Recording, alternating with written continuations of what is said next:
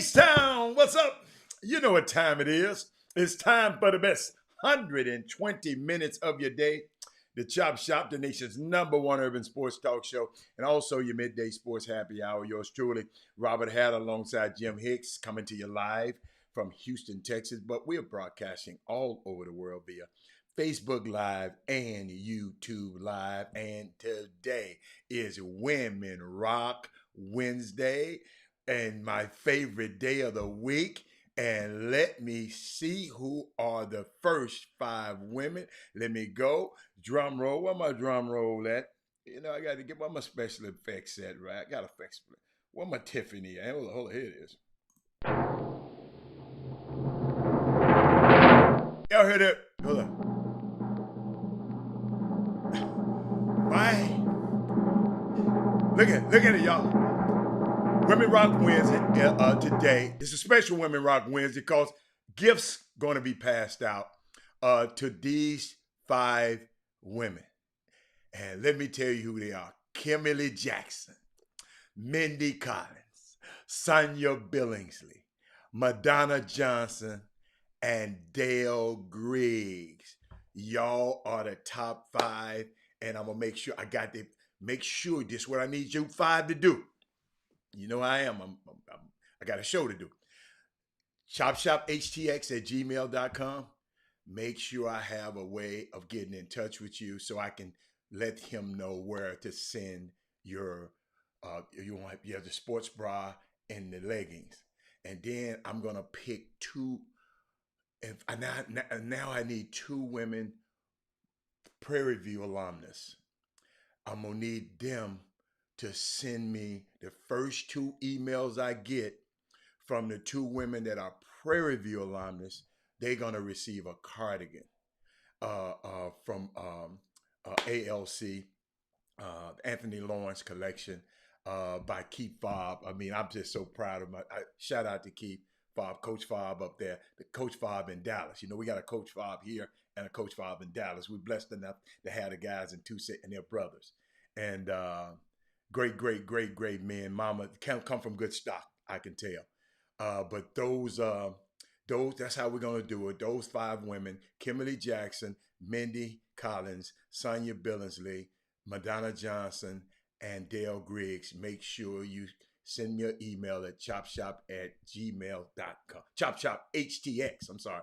ChopShopHTX@gmail.com. And we're gonna make that thing happen. But happy Women Rock Wednesday. Let me see who all on. Let me find all the women. Hold up. Let me see. I talked about it. Brandy Nicholson in the building. Hold up. Gina Lofton is in the building. Hey, Miss Lofton. Hey, we love your son on this show. Who else we got? Hold up. We go. Kim. Oh, Kim. I talked to Kim. Kim is on both feeds. Hold up. Let me talk to my women. And guys, I think I said Madonna already. Yeah. Tiffany, what's up, Tiff? Let's see. Where my girls at? Mate is in the building. You know I'm gonna take care of my girls, man. Hold on. Okay, let me see. I guess that's it. But y'all, a unique day. You know, a lot of stuff going on, man. I mean, it's breaking news, sports-wise, as I even come on the show. But you know, today I got some stuff I want to share with y'all. Let's see. I don't know where to start. See, when you have, first of all, I know where I want to start. Happy 7th day. Check this out now. Dr. Newsom, you might like this one. Happy 7th day of Black History Month 3.0, the April edition. Let me finish. Because every month, you remember I told you, every month is Black History Month because every day is Black History. Got me? Because I know y'all.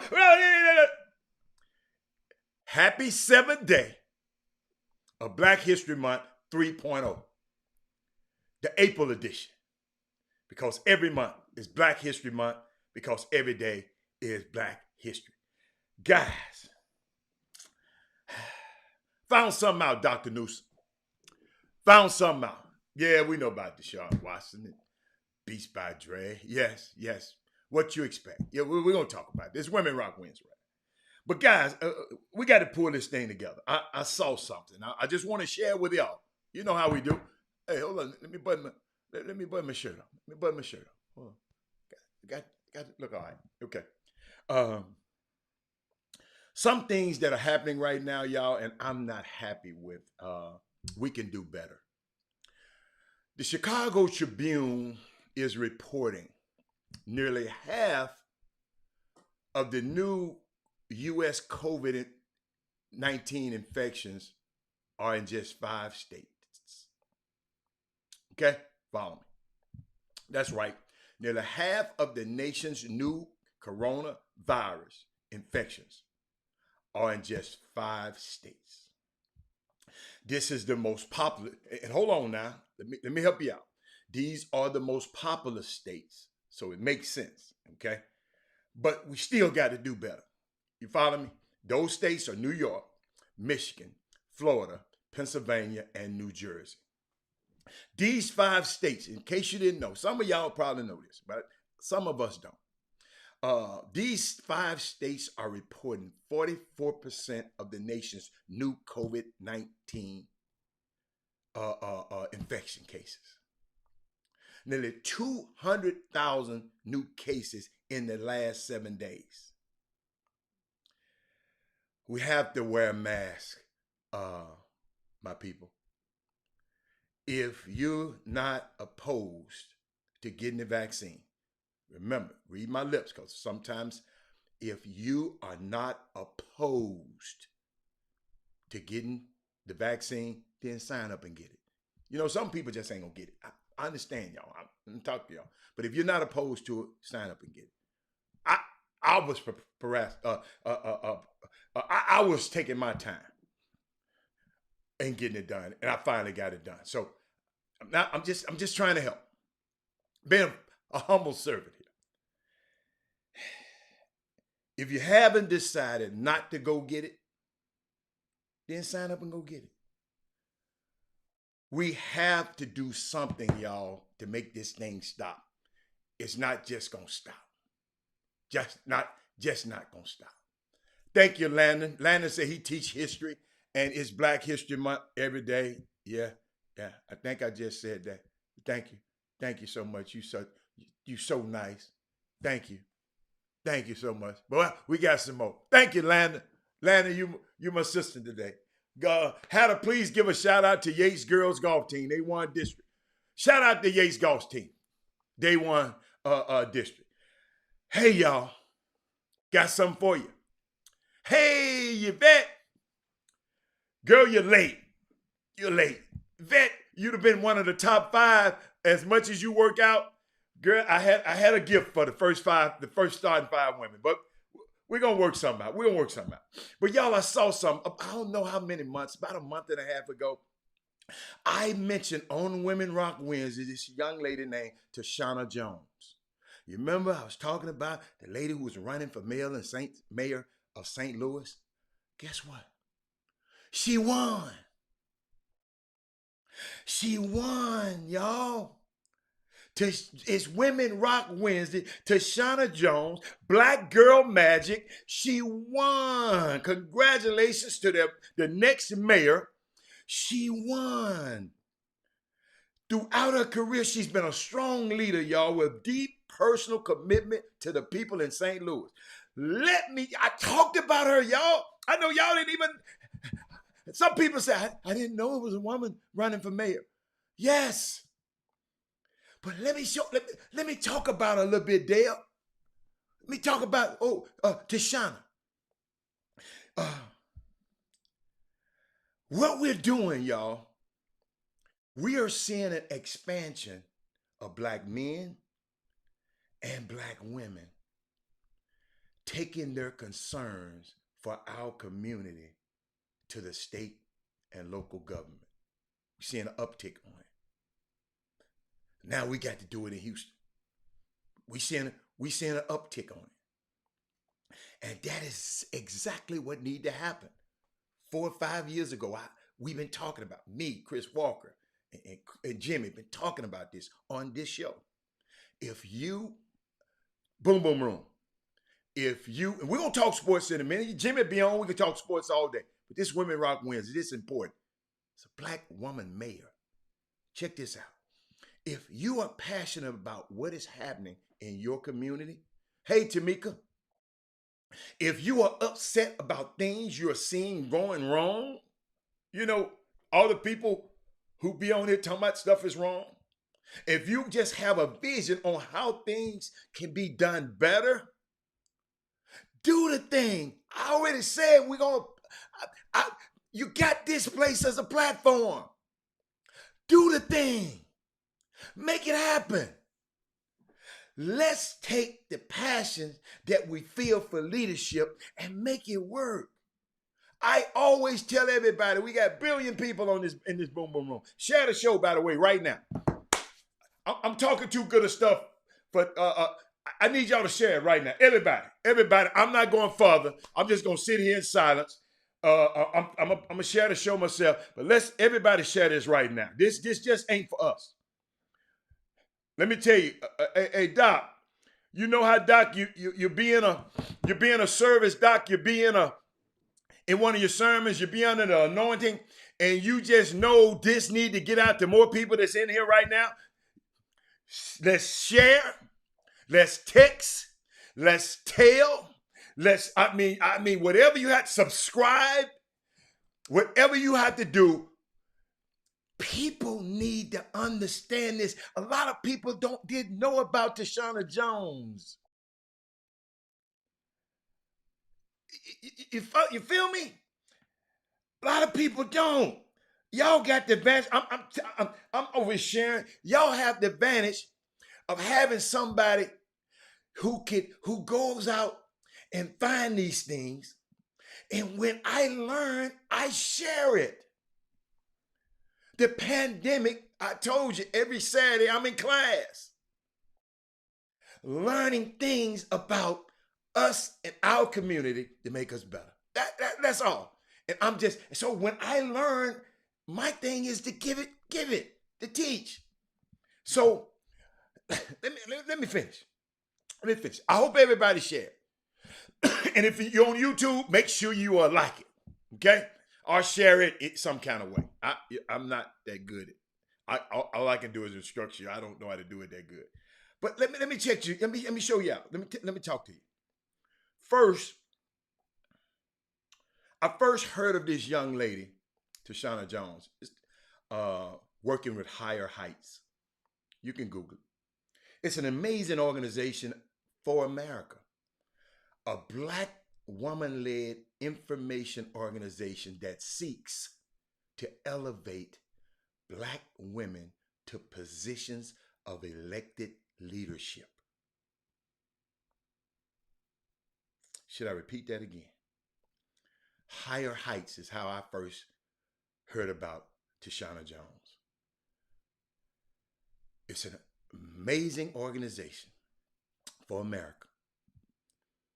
It's a black woman-led, informed organization that seeks to elevate black women to positions of elected leadership. She has a powerful platform. She is someone that is working in that area and is serious, and when you need direction and support, she been working in that area. So if women in Houston, if you plan on running for something, Sonia, Mate, all you brilliant women, Higher Heights, I'm giving you a breadcrumb to go find Tashana Jones. It's important, y'all. And guess what? I got to get her or somebody on her team on the show. And the reason I want to, because it's important that we speak to the visionaries. It's important that the visionaries speak to you. You got two visionaries that be in front of y'all every day. Guys who've done stuff that a lot of people haven't done. Speak to the people that thought to themselves. Sonia over there in her house just thinking to herself, saying, you know what? My sister's on the feed. Y'all say hi to her. Jackie Ballard, the one of my most favorite women in the world, and just happened to be my sister. She's on the air. She don't be on that much, but she's on here. I saw her earlier. Great, great, great woman.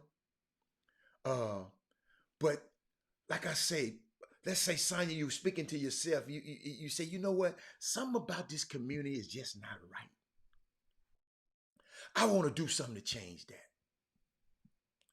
When I see news like this, people putting their money where their mouth is, when I see people that are trying to make this world a better place, it brings me joy. It gives me encouragement. That guess what, y'all? That we gonna be all right. Yes, I'm quoting Kendrick Lamar. We gonna be all right. Jimmy's in the Jimmy there. I got you in a second, Jimmy. Talk, empowering, and becoming action means Googling when your city council is having their next meeting. In fact, Google your entire city council hearing calendar and put it in your personal calendar so that you can know when they're streamed or when you can attend. Never forget, mailman was telling me, postal worker, gave me the testimony about how much time he spent volunteering at a school. A lot of time volunteering at a school. He's going beyond. He works a full-time job. We got to be intentional, y'all, about forming a village so that when we can't make it to the school meetings, somebody in the village can. This is a recipe for magic, y'all, for solutions. Be the person. What's up? Hey, Ed Russell. Be the person that your dog and your cat think you are. I'm going to let that sit there for a minute. Let me give me a sip. Be the person that your dog and your cat think you are. Because you know what? Their survival depends on you. You have to feed them. You have to water them. You have to bathe them. Be that person. A lot of us have seen some ugly sides of blackness, and I understand that. I understand that. In me, I'm talking to y'all today. I don't have this thing all figured out. I need the wisdom from you. That's why I always ask for your input.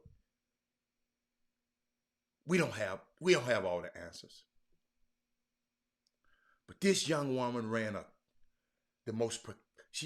she ran as the most progressive, Tishana Jones, progressive candidate in the primary and in the runoff.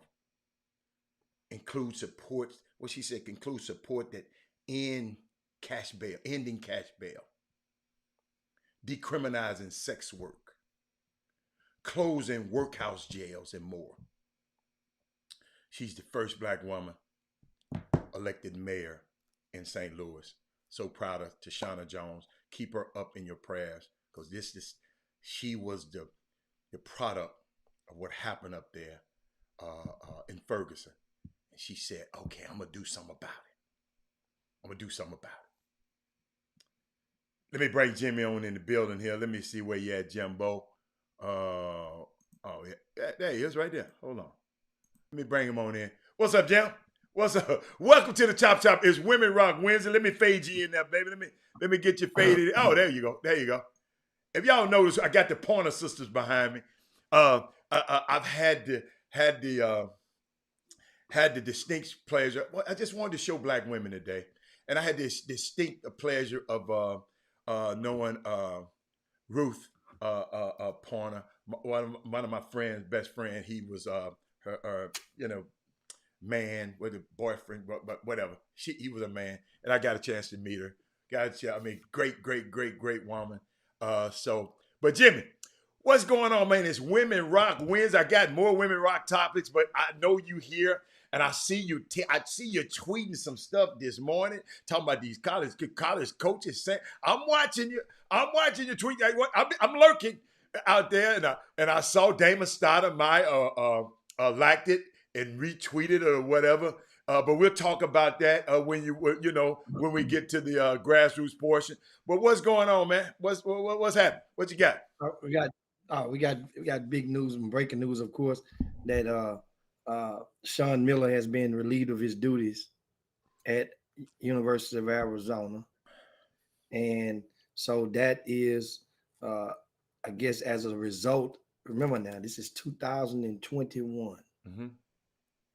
So the federal trial, which Book Richardson was one of the 4 college coaches who lost their job directly and had to face trials, federal trials. Mm-hmm.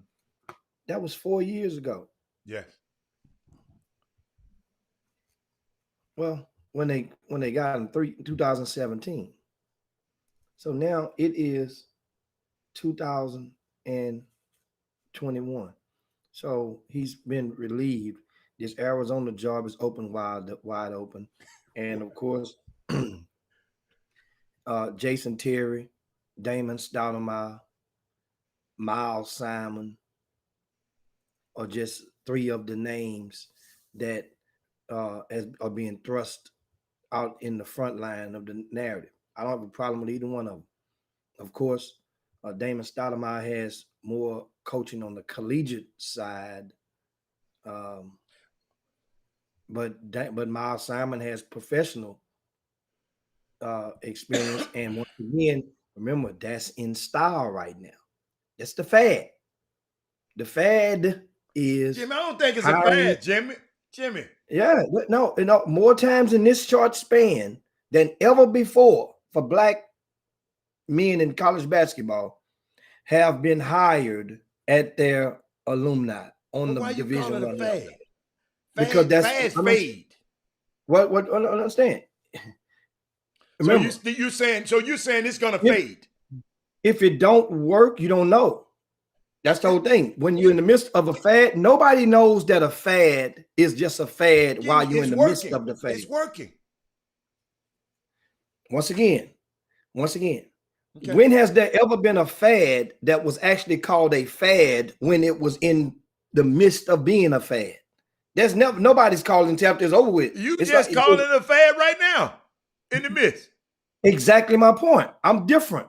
So I'm saying nobody calls it a fad until it's over with. Then they say, oh man, that was just a fad. Sagging your pants. That was a fad. So you comparing wearing the throwback jerseys. But at the time when it was going on, a lot of people say, okay, man, this is cool. I can dress down. Now you look back on it, that was a fad. Getting the cornrows in your hair, in your head. That was, you look back on it, oh man, we expressing our blackness. That was a fad. You look back on it. In multitudes, that don't mean nobody's out there as it still. Guess what? The sagging is still there, but the multitude of cornrows, the throwback jerseys I mentioned, that's not. And so you comparing them hiring these brilliant coaches, these great men and all their accomplishments, you comparing that, hiring of them to a fad. No, I'm saying the fad meaning, describing it as a fad meaning the athletic directors, the majority white administrations saying, let's go on this. They're doing it. It's working for them. Let's go on. Let's do it. Let's get one of our guys back in. Okay. That make the easy call. So let's get our guys back. It's going to be short-lived. You saying it's going to be short? Because for somebody, it's a zero-sum game. For somebody that it works great for, that doesn't mean it's going to work great for everybody. Doesn't mean that. We hope that it does. So if it works bad for one person, no. Okay. No. Uh-huh. I'm just saying, but for that particular school that it doesn't work for, they're going to go in a different direction. Oh, well, they're going to do that anyway. You ain't going to give them one shot. for the other school. That's what I'm saying. So that means now so if that be the case, Juwan Howard should retire as Michigan head coach. Patrick Ewing should retire as Georgetown's head coach.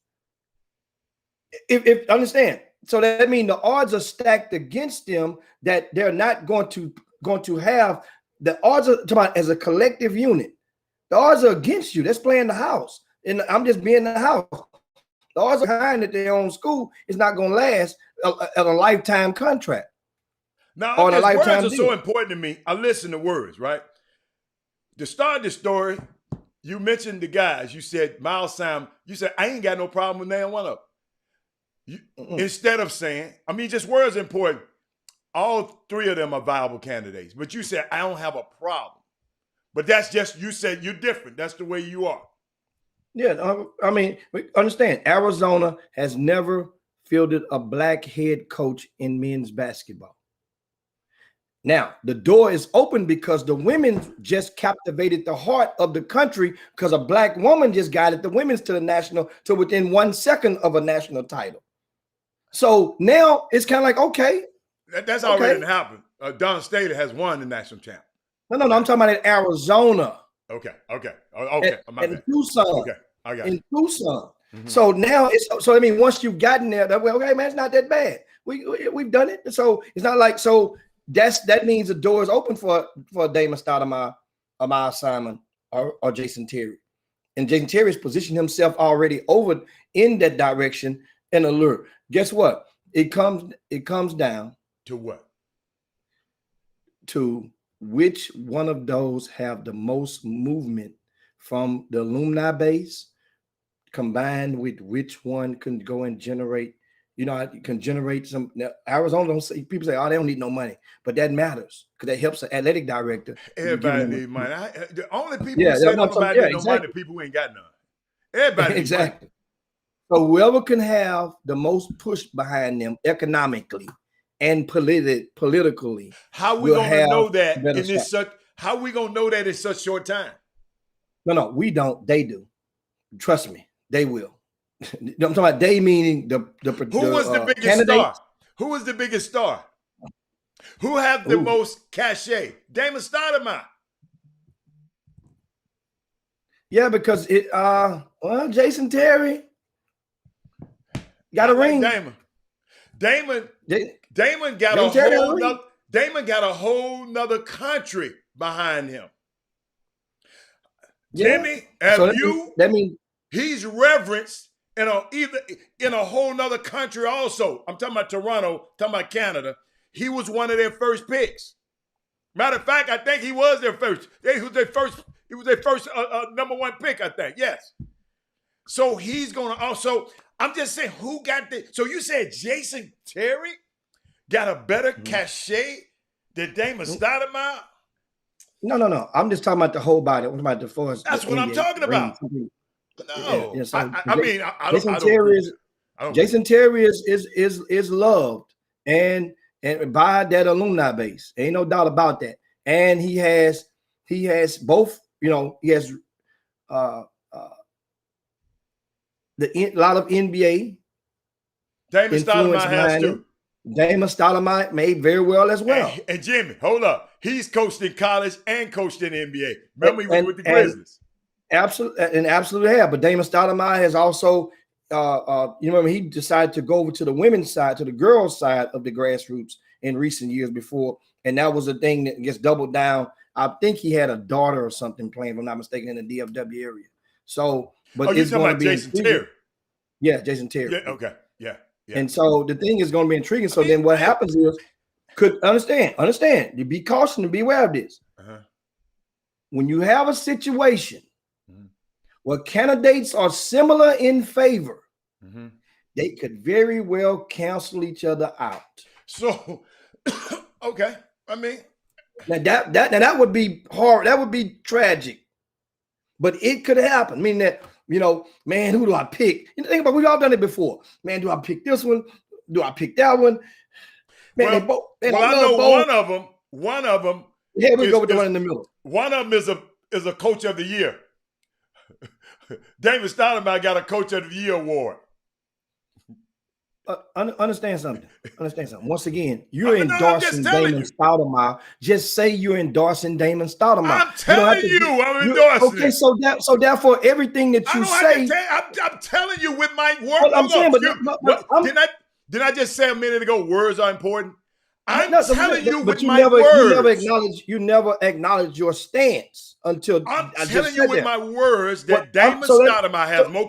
Hold up. I said he got more cachet. I said he Hannah, got a whole he got country know behind him. everything. Yes, you are absolutely right. And, But I'm and, telling and, you, and, you're and, absolutely right. But I'm explaining to you one thing. You're giving a defense. I'm saying to you. So that means it's understood that everything that you say is going to be pro Damon Stoudemire. That's what I'm saying.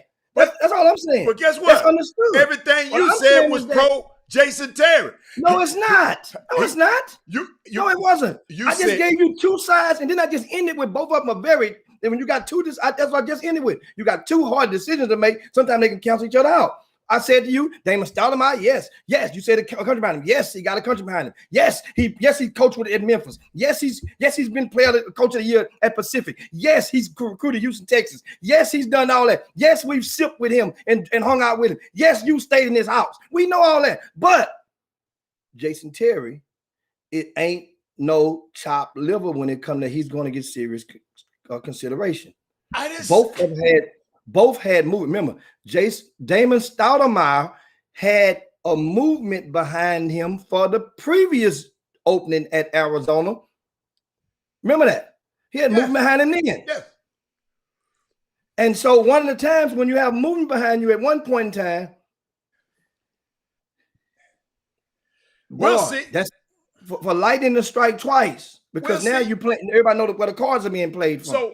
So I mean, because we don't know we don't know the politics of Arizona and Tucson. We don't know the politics. Yeah. We don't know. But like you said, three. I guess I'm all right with all three of them. But I saw something, and I'm glad we got women on this air today, because they had a coaching hire yesterday that I still don't understand. Herb said it. Who would have the best solution? Herb, that's still subjective. Who would be the best solution? I don't know. I don't know. This stuff is like science. You don't know what's going to happen. I didn't know Juwan Howard was going to lead them guys like that. I didn't. So we just don't know. But Jimmy, Hubert Davis was announced a coach, and it's Women Rock Wednesday, and I want my women to listen to this take. I didn't understand it. Somebody sent it to us early this morning, Jimmy. Early this morning. Hey, I thought I was the only one be up this early in the morning. And I just want to let the women, North Carolina, University of North Carolina, Roy Williams been the coach for what Jimmy, 30-something years, 16 years, 16, 18 years. And Hubert Davis, a former player, got this job. And this press conference, let's play it. I'm gonna let y'all. I want to hear what y'all got to say about it. It is significant, Steve. It's significant that I'm African American and I'm the head coach here. It's significant. I know that in terms of Division I head coaches all around the country, only 26% of the head coaches for Division I men's basketball are compromised by minorities, specifically African Americans. I know that it is significant that I'm the fourth African American head coach in any sport in the history of the University of North Carolina. I'm very proud to be African American, but I'm also very proud that my wife is white. And I'm very proud that my three beautiful, unbelievable kids are a combination of both of us. It is significant. What y'all got to say about that? While y'all thinking about that one, Alvin Brooks was Jimmy, or what you call it, officially with this. They had a press conference today. I got part of that. He was officially introduced as the head Introduced. coach in the press conference this morning down in Beaumont, Texas.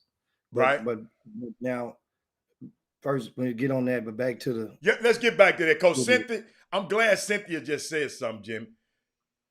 He could have left that out. That's what I said. No, that was purposely inserted. That was purposely said. Why?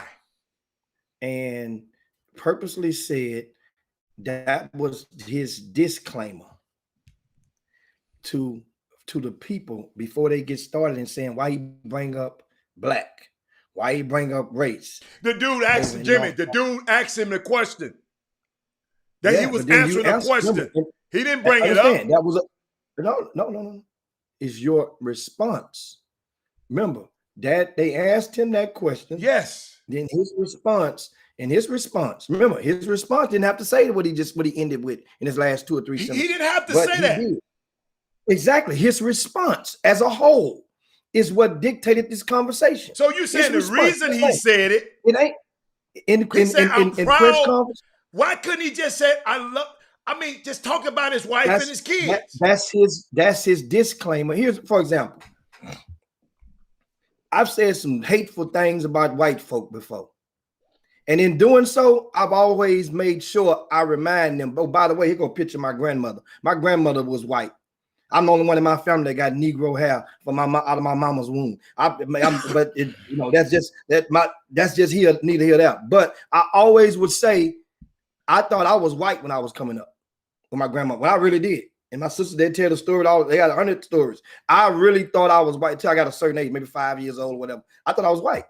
When I would go to Piggly Wiggly with my grandmother, I would be treated differently because I was real light skinned then and really looked like a white kid then at that time before the hair started forming. Then when I go to the store with mama, it's a whole different treatment. What I'm saying is, I would always say, man, my grandmother white. So I know how some white people think. My great grandmama was a half breed. So I know. So it would be a disclaimer that you would insert to kind of validate. Who was he trying to get a disclaimer to, Jimmy? He been there for 9 years. People in North Carolina know his wife white. To the people that would be the critics after what he's of the statement he made about being that fourth black coach within the North Carolina program in the history of all sports at the university, and the fact he said that 26% of the blacks black head coaches, or the black head coaches in Division I basketball are black. So he shot something out there, then responded and ended by saying, oh, by the way, I'm also proud to announce that my wife is white. So it means now white folks who might be frowning, you got a reason to that don't know. Like you said, most of them should know. But for those y'all that don't know, I'm still down with y'all. Most white men don't like the fact that a black man got a white woman, though. I mean, so he turning off the white men then. If that's what it takes, you're gonna get valid. You're gonna seek the force field. That way, you can always say. In other words, if y'all want to invite me to the cookout, my family blend right in. Okay. My wife can hang out with your wife. Oh, yes. Okay, but Jimmy, they already know that. No, but it's always something that is Jimmy, the people, the power that be, the president of the university, the people inside the loop does. They know. But then there's other people that may not. You know what I'm saying? It's some people in the corporate side of North Carolina that don't really know. That don't really know him. I just thought, my opinion, I didn't think he had to put it in there. But guess what? He got me talking about him today, because if he hadn't said that, I wouldn't have said nothing about it. But I just thought it was odd. My wife is white. I don't know. I thought that was odd. My kids. Well, understand. I just thought it was odd. A few years back, on the set of TNT, when Charles Barkley was going through some stuff, that was a similar comment he made. Oh, Jim, but guess what? We know he gone. Jim, we know he gone. But then a lot of people did not know that his wife was white. A lot of people did not know. I mean, yeah, a lot of people didn't know. On a rock. No, but dude, everybody is not privy to this side of the rope, Hatter. But Everybody's not privy to that. people got Google, Jimmy. No, but everybody not studying about, well, let me see what color his wife is. We talking about 15 years ago when this man said this or somewhat. So people don't know that because Charles Barkley was going in on white folks at the time. And he was like, then it came, by the way, my wife is white. He just switched back. Y'all was wondering. So that means now, especially in the Alabama, yeah, they switched. Remember, they had to wake him up during that time. And you know, so and he's not the only one. Just mentioned Barkley because it was a time that it was like, yeah. And then some people you look at them and say, damn, we knew it. Some people you say like, we knew it. My boy Darryl Barnes. Darryl Barnes, boy, where you been, Darryl Barnes? Darryl Barnes, I promise you, that's how I took it. He said, I thought it was odd too, but he's proud that his wife is white like it's an accomplishment. That's what and guess what? I got an opinion, and that's Darryl. That's what I was thinking about. Like, yeah, that's what I was thinking, Darryl. Thank you. Darryl, matter of fact, if the people in Facebook can see it, I'm going to put it on the screen so they can see what you said. They can see what you said. That's so both people can see what he said. See, when you do something good like that, say something good, look what I do. I'll put it on the screen for you. I mean, I just found it odd, Jimmy. That's all. I mean, I'm not bashing on, I'm going to love North Carolina is secretly one of my favorite colleges, one of my favorite players. I got to spend a whole lot of time up there. Great place to be. But I mean, I guess you can look at it like that, the way you look at it, but I just didn't like it. It was it was awkward. And as Cynthia Guillory says, at the end of the day, no one is going to care who he's with, and he would get fired just as fast as he got hired if he don't win. Hello. At the end of the day, and that was one of the things, you know. That was a good one. Bottom line. That's good. Okay. And you know what? And you know what? Good one. That conference, certain schools have, to me, certain blue bloods have lost their grip in the recruiting game. They getting good players, Jimmy. The players just soft as Dr. Scott. Yeah, but still though, you would normally get the right concoction, or you would have the right to turn dozens away. That's how it had always been in the past. You had built enough steam. You mean in North Carolina? No, remember at one time before North Carolina just lost theirs. Remember, UConn was first, and it was rightfully so. UConn is not in ACC though. No, not in ACC. I'm just saying a blue blood that had lost their grip. Okay, remember, I got you. UConn, right when they got rid of the brother. Right? Yes. Kevin Ollie. The brother led them to the Final Four, and they got rid of the brother. That was the beginning of them losing their steam on the men's side. Now the women still have a stronghold, but it's not the same. But they're still good enough. Remember, UConn ain't the shoe-in as it was before. They're gonna win, place, or show. But before, that's why that's one of the reasons women's basketball in the collegiate level has become so intriguing and so much more fun to watch now, because it ain't just all about UConn. It ain't just UConn with 8 McDonald All-Americans in their rotation. It ain't like that no more. Now, I'm talking about as far as the only school that have a multitude of them. And Stanford has always been good. And Stanford has always been, they've won national championship before. Remember, they tapped into the H-Towns market and got the Wickman sisters. Yeah, I mean, but that's they didn't win. Yeah. 15. Yeah. But man, hell, they had three of them that went there out of the 4. Another one ended up going to Rice. So that means they had a string of them. But remember, tides change. When UConn first, back in that old days, remember, Tennessee with Pat Summitt had a stronghold. Think about how that changed and it shifted. Down south. Tennessee's still good, but they're not the same. You can't expect it to be good all the time. Didn't y'all say this stuff is cyclical? I mean, stuff changed. Stuff has changed. We're not the same no more. A lot of stuff not the same. I'm saying, but Baylor's still been maintaining. Yeah, but Baylor, it was a time Baylor was terrible. Yeah, I'm talking about, but since they've been no longer terrible, they've maintained. Yeah, but guess what? Think about it. Look at the tide. Look at how the tide has changed for LSU. It's all right. Time has a way of correcting a lot of stuff. Yeah. Time has a way of correcting a whole lot of stuff. But that was good. That was good. SEC, ACC, great conference. But Jimmy, they some of them start trying to get into the one and done situation, and they used to have those guys stay 4 years. I mean, it's just a whole lot of stuff going on in college basketball right now. Transfer portal, I'm hearing some more stuff about transfer portal. I know you got some more transfer portal news today. But if we finish with, I want to talk. If you got a chance, let's talk about Alvin Brooks. Let's talk about one of our guys who support this show. Yeah, and of course, this morning, the press conference that held by Lamar University and their athletic department introduced Alvin Brooks Jr. as their new head coach. Alvin Brooks Jr.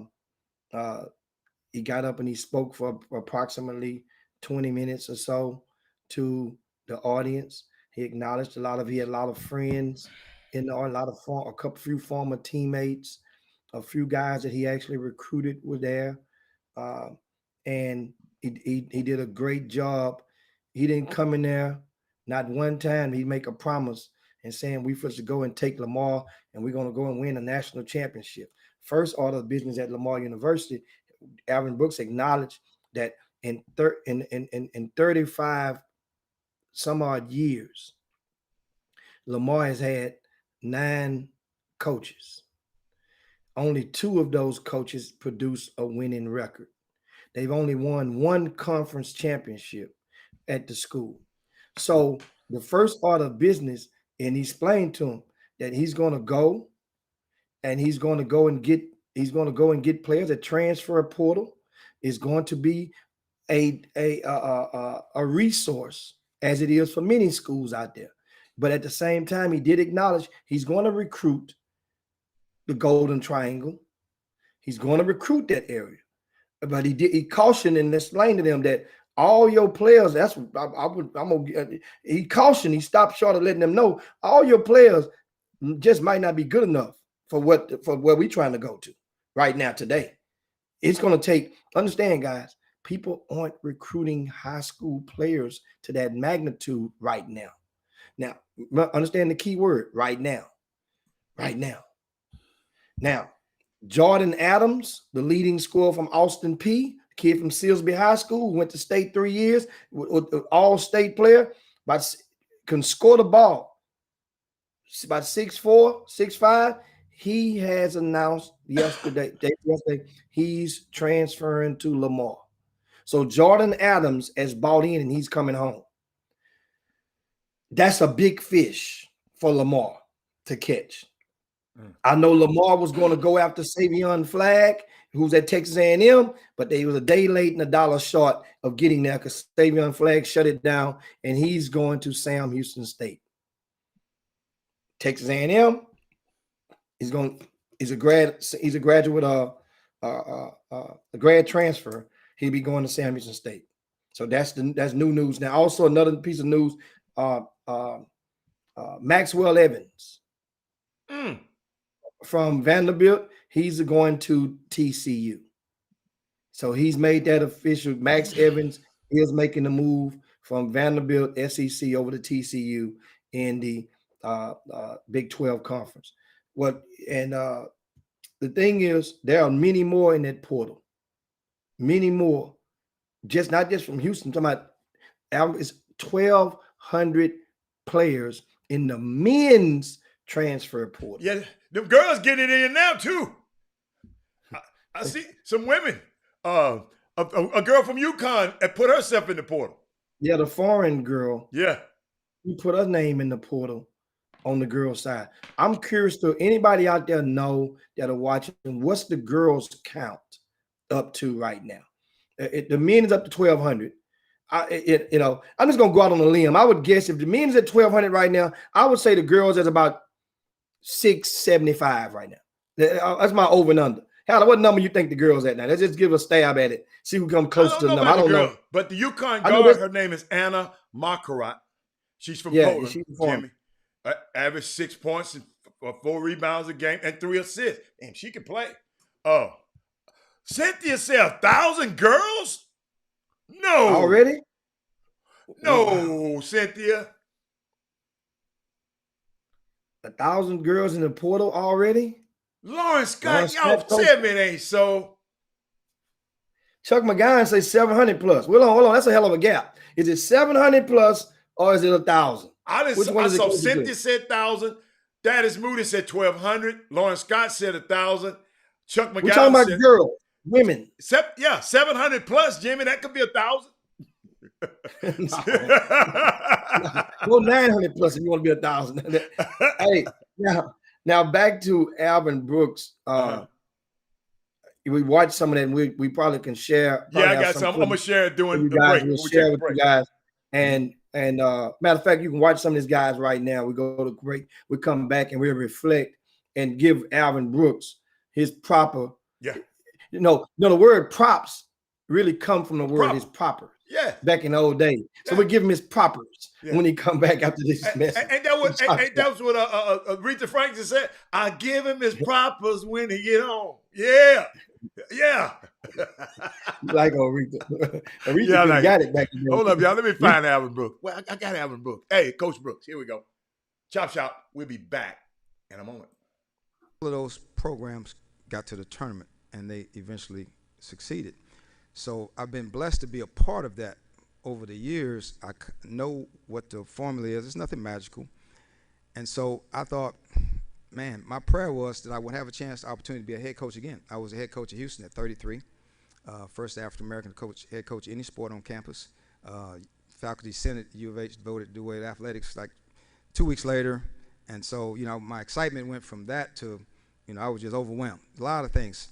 And so all of those things have helped prepare me now, and I thought it would help prepare me for my next job. I just never knew it was going to be my old school.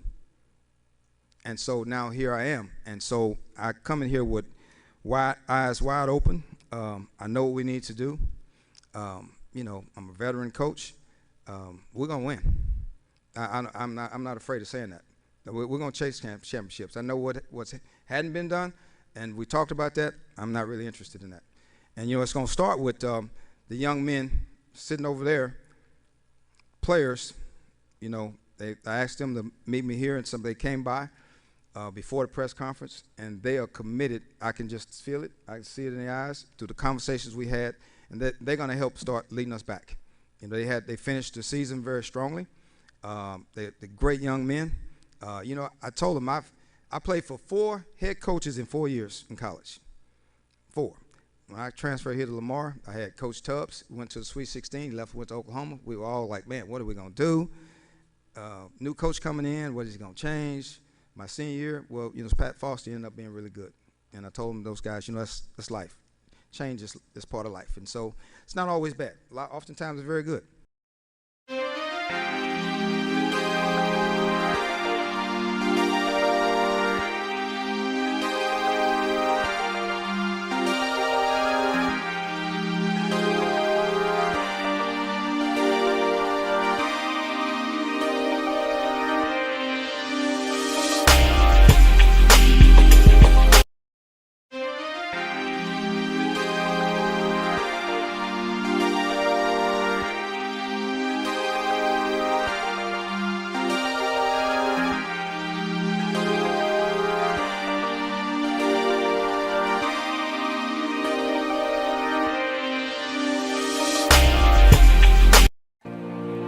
San Antonio, here we come. What a shame it will be. This is our weight room. We're still in a place where we have to talk about equality. If you aren't upset about this problem, then you're a part of it.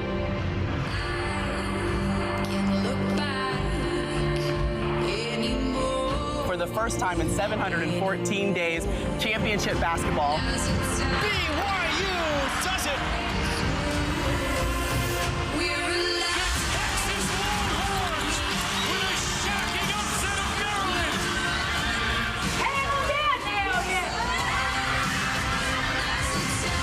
Indiana take down top seed NC State. Sweet 16 belongs to the It really just goes back to trust. They trust me. The freshman phenoms Clark and Beckers going at it. We certainly hope to see much more of it over the next 3 years.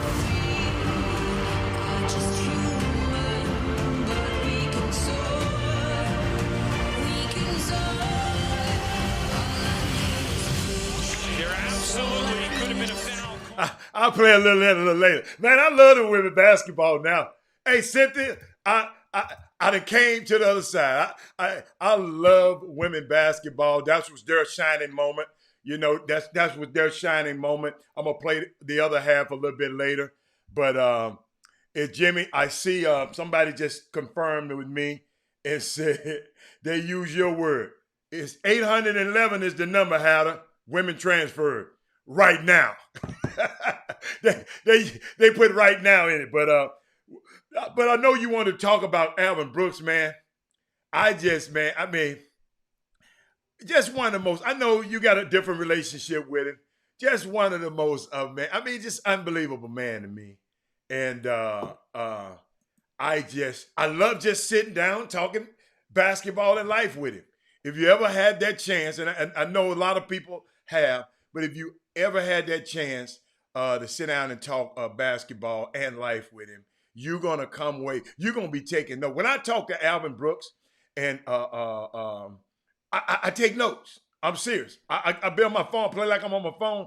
I take notes because he's gonna say something that I might want to use in my life later. So shout out to him. Jimmy, what you got to do? Say about so the number. So the number what I'm getting is, and thanks for Trey Phillips for putting the link on the Facebook feed in the Boom Boom Room to the actual list of the Division I transfers, and it break it down. And of course that was updated. I don't know when it was updated last, but it says 811. But it also lists 262 grad transfers. A grad transfer is a transfer. Yes. Because you have the right to go and get your degree within 4 years, and you have the option to play a fifth year as a reward, or you can transfer somewhere else and play that fifth year somewhere else. It's like Savion Flagg is doing from Texas A&M to Sam Houston State. So that number counts.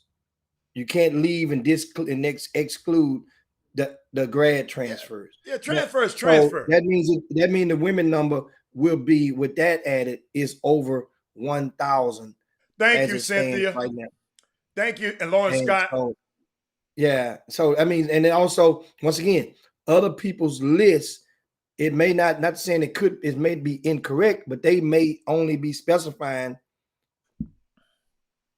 the non-grad transfers, or check the date. So make sure you check it out whenever you guys put the list. And that is Moody has put a list up as well. And he's saying that his list is 903. But anyway, we know about the range right now. The range is indeed about 1,000. We can round it up to wherever you chose. So I got a question, Jimmy, because Odyssey just brought it up. Since I know we're going to pivot. Odyssey said, well, if I loved it now, I would have loved it 10 years ago when Houston was a hotbed with players like Sidney Colson. I saw Brittany Griner play. I saw Kelsey Bones play in high school, but I didn't follow it all the way. I didn't follow them in college. Now, I don't know what it is. I told y'all what it was. When D.D. Richards, and I keep saying this on Women Rock Wednesday, when D.D. Richards got hurt in practice, I saw the collision in practice. They showed the video, and for that young lady to come back from that, she was on a walker. She couldn't even walk.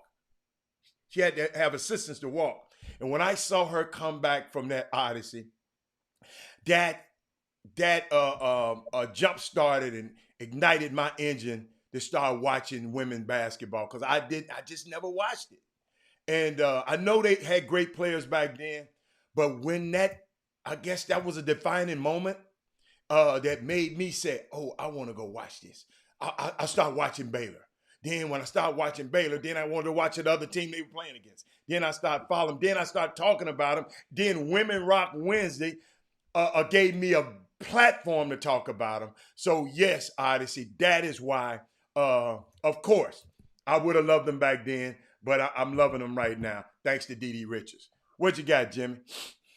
Oh man, and of course we give a clarification on that list that was first put out by Trey Phillips. That list, and which so that's why I'm glad the Boomer Room, that way we can make sure we give corrections when it's due. That list was not a right now list. That list was from a couple of months ago. Okay. Trey Phillips list.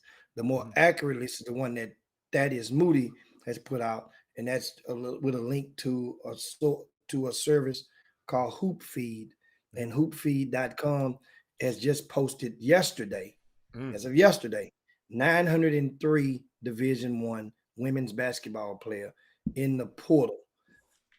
That's 700 plus. 1,200 total. How Remember, much? the 1,200 total. Oh, women. Okay. But 9 of the 1,200, 903, approximately 900 are Division I. That means the other 300 are non-Division I transfers. So it's a lot of girls. So that's about the same as the boys. Yeah.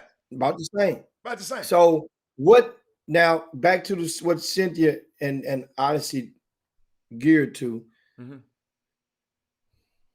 Does this mean? Do you, first of all, do you see this trend is continued to increase each of the past 4 years? The transfer portal. Ever since the insertion of the transfer portal, the number has never went down from the year before. It is a growing bar. When do you think that this number will ever plateau and come back down and set itself? That's the question. Jimmy, they let the genie out of the bottle. You can't put it back in unless they change the rule. Once the genie out of the bottle is out. You can't put that big old genie back in that little bottle. Once you just let it go, it got too big. So what, they gonna come back and restrict the rules again and say you can't do this, you can't do this in the midst of this national name, image, and likeness thing? Nah. As long as they have this rule that you can transfer without penalty, which I think is a great rule. These people gone like a turkey through the car. These people gone, man. These kids, man. Any adversity, I'm gone. Coach called me last night. First thing I got on the phone, first thing he said, man, you see them 3 soft ass dudes. Excuse me, he said it just like that. Them soft ass dudes, they left my program. They soft. And he knew they was going. Some of these coaches, y'all, I done figured out, some of these coaches know. But Jimmy, I was thinking about this, Jimmy. Do you know how they bring in an extra coach, an extra staff to monitor the social media? They brought in another guy sometimes, just some of these staffs, Jimmy, guess what? If you're good at overseas guys, to monitor the overseas guys who might come over here. Jimmy, now they're going to have to incorporate somebody to what? Mind the transfer portal. They're going to have to, one coach or some staff member going to have to be proficient at mining the transfer portal. I mean, it's this is how this goes normally. Okay. Remember, when it first came out with the rule, it was already noted that scouting services in certain areas of the country would have more value. It gave value because now the scouting service should have access to the intel on a particular player. That scouting service can inform those coaches on that staff in a certain area of who's transferring, who's moving around, or who's about to move around. That's more importantly, because like buying on like trading the stock market. Yeah, you buy the rumor, sell the fact. So that means I need to know be on the front side of the rumor, on the front of the rumor, for the rumor even drop. And that's some people call it inside trading, but then that's hey, guess what? Get it how you live. But in this situation, coaches they pay an annual fee to individuals around the country to provide them and rely on them for intel in a timely fashion. Well, then what happens is transfer portal. So you understand something? That kid may have came out of high school and you may have gave that college coach his cell phone number and his family's email address or whatever 3 years ago. That coach don't have that paper, that report anymore. So that means he's texting this scouting service and he's saying, hey, I heard Maxwell Evans is leaving Vanderbilt. Like, man, you know, what you hearing about it? Where you going to go? In my job, what I do to a coach, I'm going to say, coach, here's his dad's cell number. His dad, good people, let the dad know you got the number from me. If he don't call you back, you let me know in a day or two, and I'll get on his dad ass and tell him to answer your call or at least respond to your text. That's how I work. Now, some guys around the country will insert themselves into the equation. Everybody want to be popular. Think about this, Hal. This is one of my, I just made this one up. Everybody want to be popular until they become popular. That's some stuff off the streets there. Think about it. Everybody want to be recognized until you get recognized. Then it's like, man, why are you looking at me? Man, why are you talking about me? Why? Hold on. It's like exposure. Everybody want the exposure till they get the exposure. Then it's always like, man, why you always talking about my son? Why you talking about this? Why are you talking? You asked for this. So back to this other scenario, that's how it goes in some facets of society. Now, we got Cynthia Gillian said a lot of these services be lying too. Yes. And you know what? A lot of the college coaches subscribe to folks that lie to them. A lot of college coaches understand when they subscribe, some people are going to throw you a solid because they want to support you. They're supporting your efforts. Some people subscribe and some people don't never call them and ask them for nothing. Just because it's just I'm looking out for you. Then there's others that really want to rely on you for intel. It's those college coaches who are reaching back and relying from intel from sources whom they know got badass eyeballs, or they know that they know you can tell. So now, that's my thing. That's why I said, Jimmy, somebody gonna have to mind that. Somebody got to mind that. Somebody, it's like mining a field. A head coach ain't got time to mine all this mess you talking about, all of these lies. They gonna have a guy that can get through all the lies. And I know you can't get through, but they're gonna have to have somebody to mine each. I mean, a staff that can afford it. They're gonna have to have guys that's not necessarily full time, but he had to devote his time and man, which one of these guys in this transfer portal can help me first?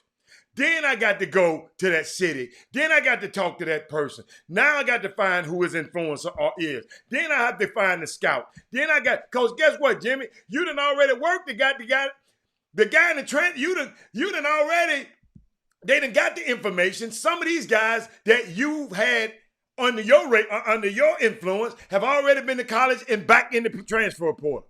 So these guys got their mind say, hold up, what happened? And I asked, because I talked to a coach last night. He was Zoom calling, talking about the transfer portal. I got a question.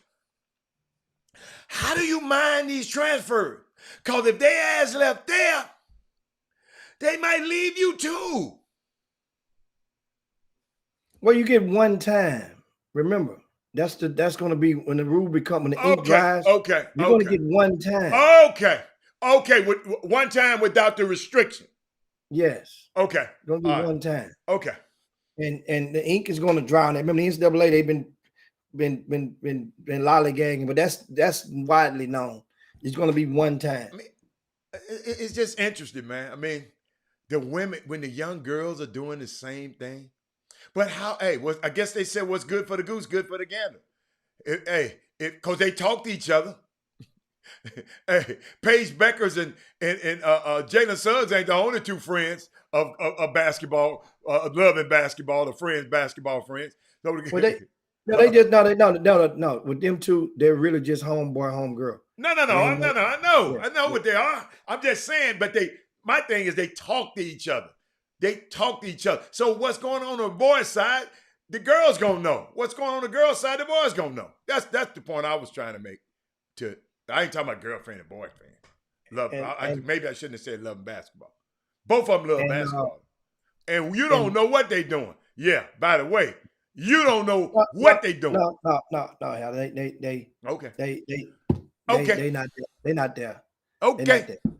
I'm just telling you, they not. Yeah. And Deshaun Watson wasn't touching them women. No, understand something. Understand this. Let's say in the movie Love and Basketball, there was a period of time when in that movie they weren't. They never had went there. Yes. You see what I'm saying? Until they got to college. That was the movie. I'm just saying to you, in this situation, I'm telling you that those two have not. Okay. It's a great friendship, a great lovable friendship, best friend type relationship. It hasn't crossed the line as of right now. I'm telling you that. And this comes from, understand how I just was up there. I don't care where you was just at. I'm just telling you. You don't know what no kids doing. You don't know what your own kids doing. Don't nobody know what them kids doing. Alan. Kids know what kids doing. That's who knows. And kids talk.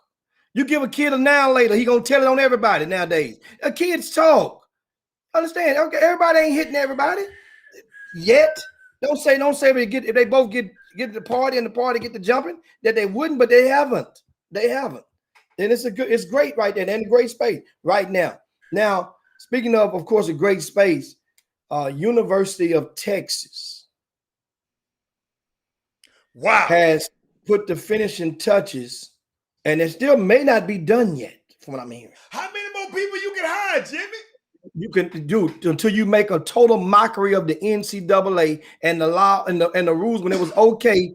It was okay for people in other states and other schools to do it. Guess what? You can make a mockery of it because nowadays you don't even need everybody on the road now. See, social media done flipped the game. Okay. You don't even need everybody on the road right now. And more so, hell, some coaches don't even want to be on the road no more. Some coaches would rather get that check and sit and go and be in part of the fundraising team, be part of the special interest team. Some coaches that have been there, done that already. So tell me about this. Understand? They got the Johnny Cochran. They got the drink, like Doug said. They got the dream team. What? Well, look in the VIP news this morning, and I described the 4 assistants in Texas. I wrote about it and I described it as the Brooklyn Nets of the assistant coaches. Now, mind you, hold up. You don't have you can't use the Brooklyn Nets because you don't like them. Don't use them as an analogy. Use somebody else. I just rather you use somebody else. What do you mean I don't like them? I've always liked Kevin Durant. So the thing gonna be, do I don't like James Harden greater than I do like Kevin Durant? I think I like Kevin Durant greater than I don't like James Harden basketball game. So guess what? That means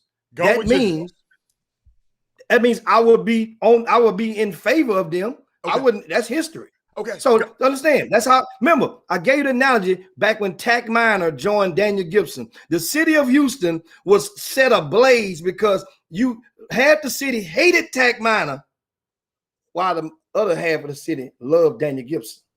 So then it came down to is your love for Daniel Gibson greater than your hatred for Tack Minor? You have to weigh it. What do you do? Now, if your hatred for Tack Minor, then you want them to lose. I don't give a damn what they lose. Daniel should never play with that kid. He ain't gonna win. And get what they do? They went out and was ranked #1 in the country that summer. Okay. All right. So now go back with to your this. Brooklyn analogy. Come on. I want to hear. Back to this. In the UT is the quartet of assistants that were hired. Remember, only 3 can be on the road. Okay. They hired 4. Okay. Chris Odgen left his head job. Okay. Rodney Terry left his head job at UTEP. Mm-hmm. Right? Uric. Then, of course, you added Uric. Jarence Howard from Kansas. Mm-hmm. Then you brought Uric Malachi over with you from Texas Tech. Mm-hmm. That's 4. So the coach that is one of the only one, all 4 can't be on the road legally. Okay.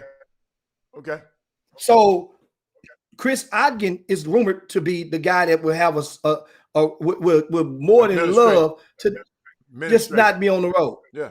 Let them other. You got to put the 2 young guys on the road. Mm-hmm.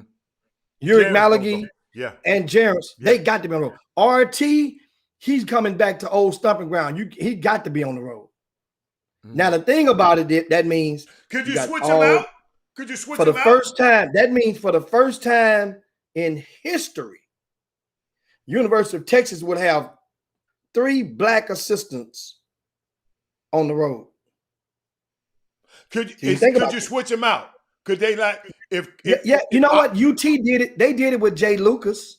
You can switch them out. I don't know, but it ain't like a bench. It got to be a year-to-year thing. You can't just sub a joker in and sub a joker out. Okay. Nah, you can't do that. So you said they might not be through. What the hell? What they go? So Larry Brown is expected to be added to the staff in a special assigned. His old ass would not just go away. No. But Larry Brown has pedigree, and he has a. He won't go away. The man 100 years old.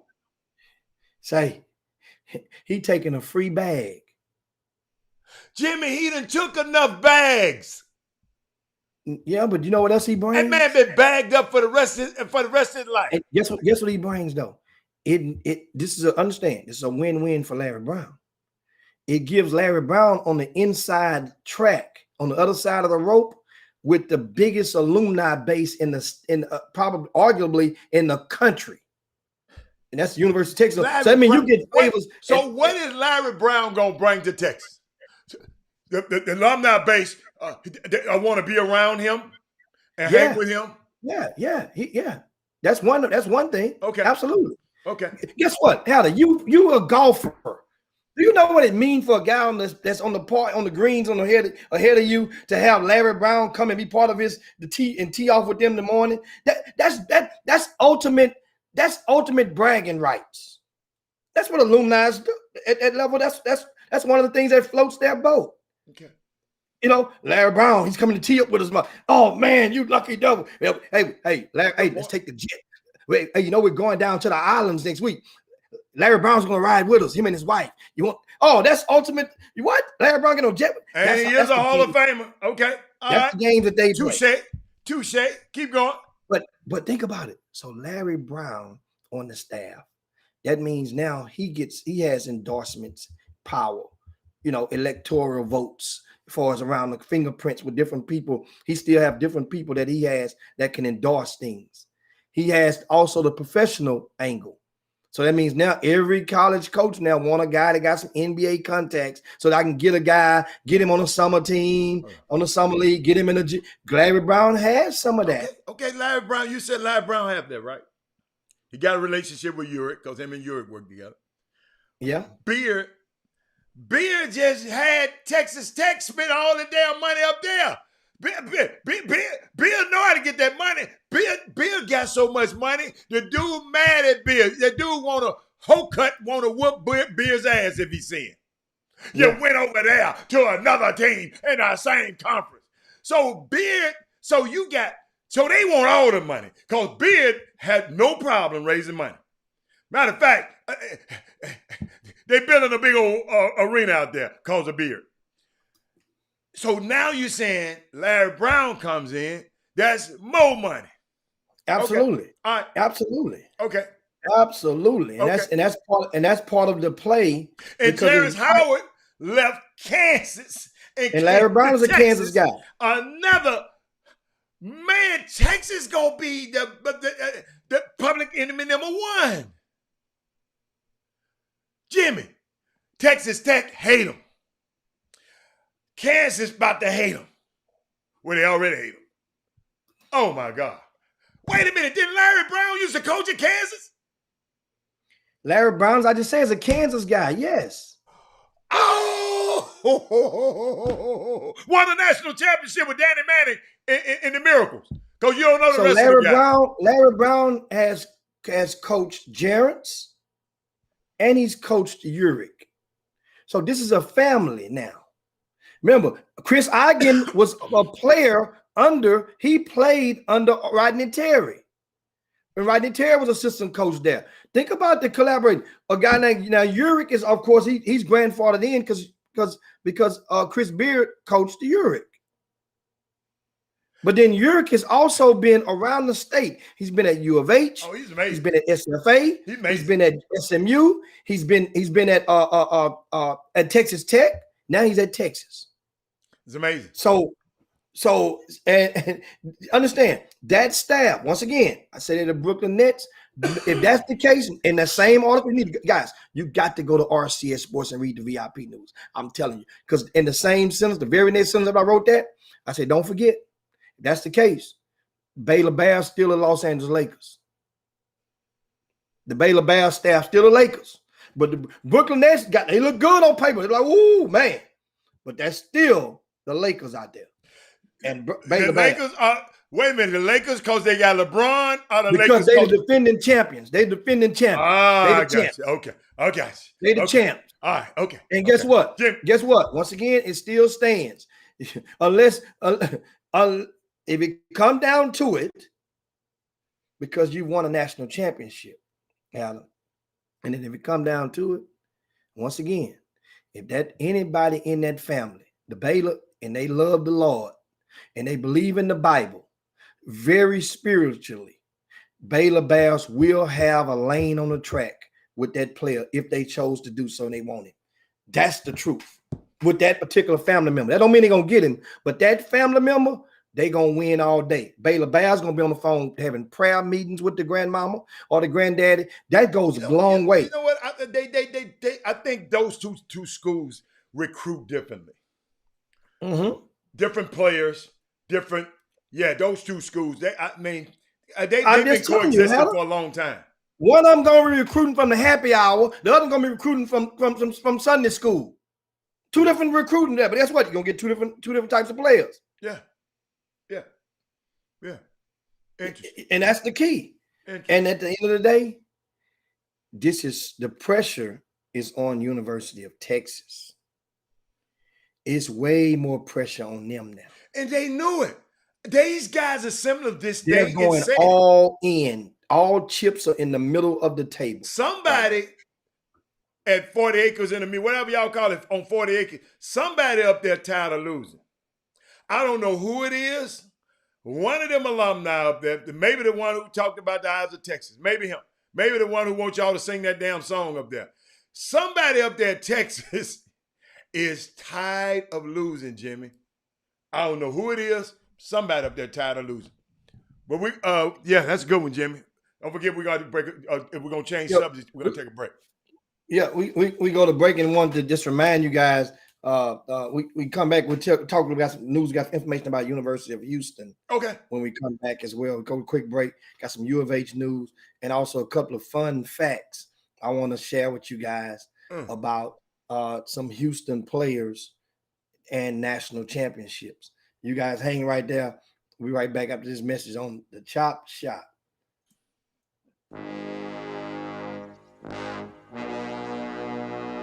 The Cox Prater Law Firm. Big city, big town, big settlement. Your fight is our fight. Need legal advice? You know who to call. Personal injury, wrongful death, car accidents, premise liability, serious injuries. 1-800-HURT-NOW.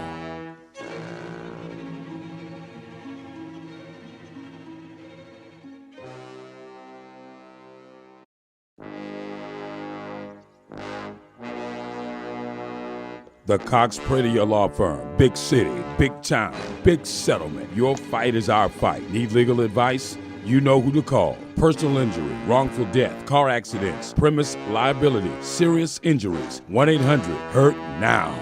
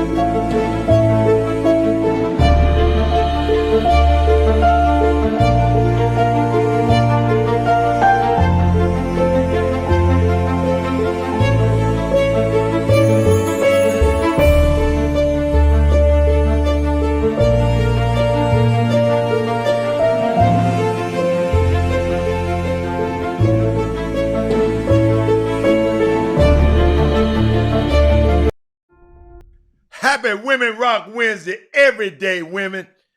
Happy Women Rock Wednesday. Chop Shop, Robert Hatter, Jim Hicks, we're back. Jimmy, what did you have to say? You say you had something you want to talk to us about. What you got? Talk to me. We was talking about the University of Houston. Yeah, University of Houston.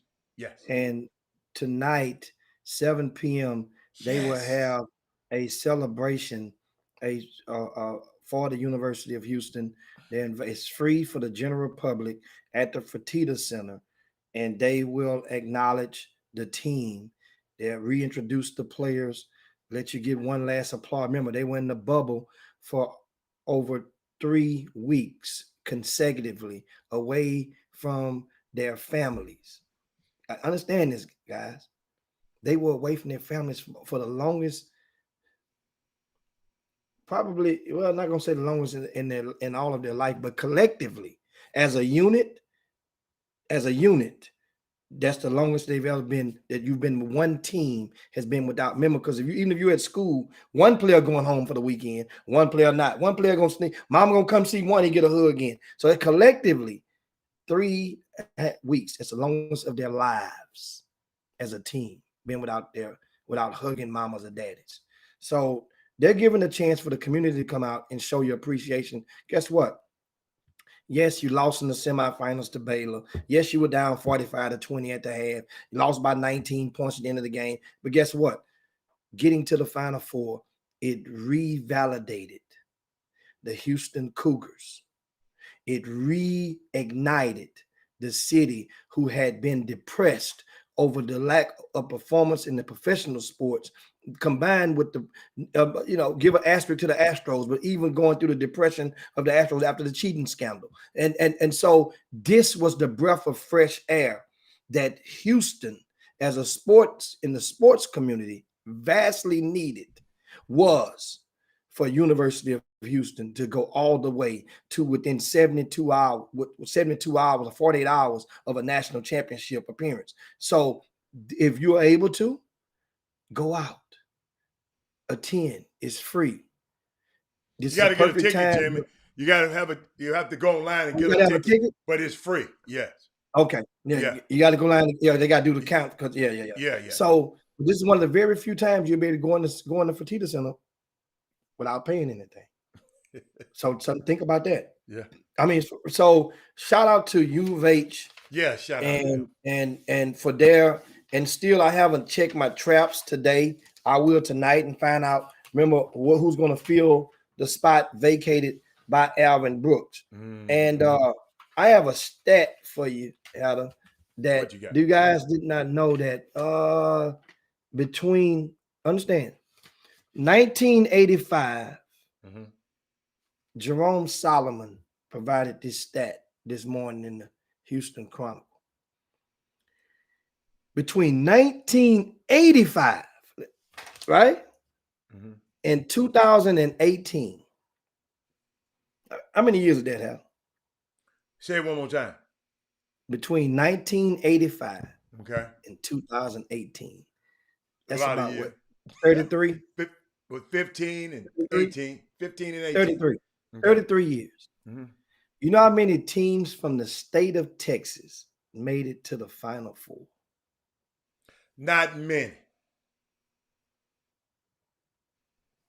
Before Houston, Houston is the one.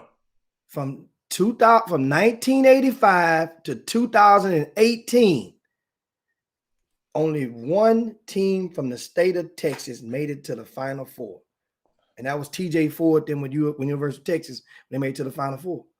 From the whole state. They made it to the Final Four? I thought they made it to the Sweet 16. Yeah, they made it to the Final Four. I was there.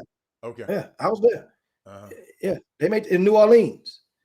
And only one, think about it, in 33 years, only one team in the state.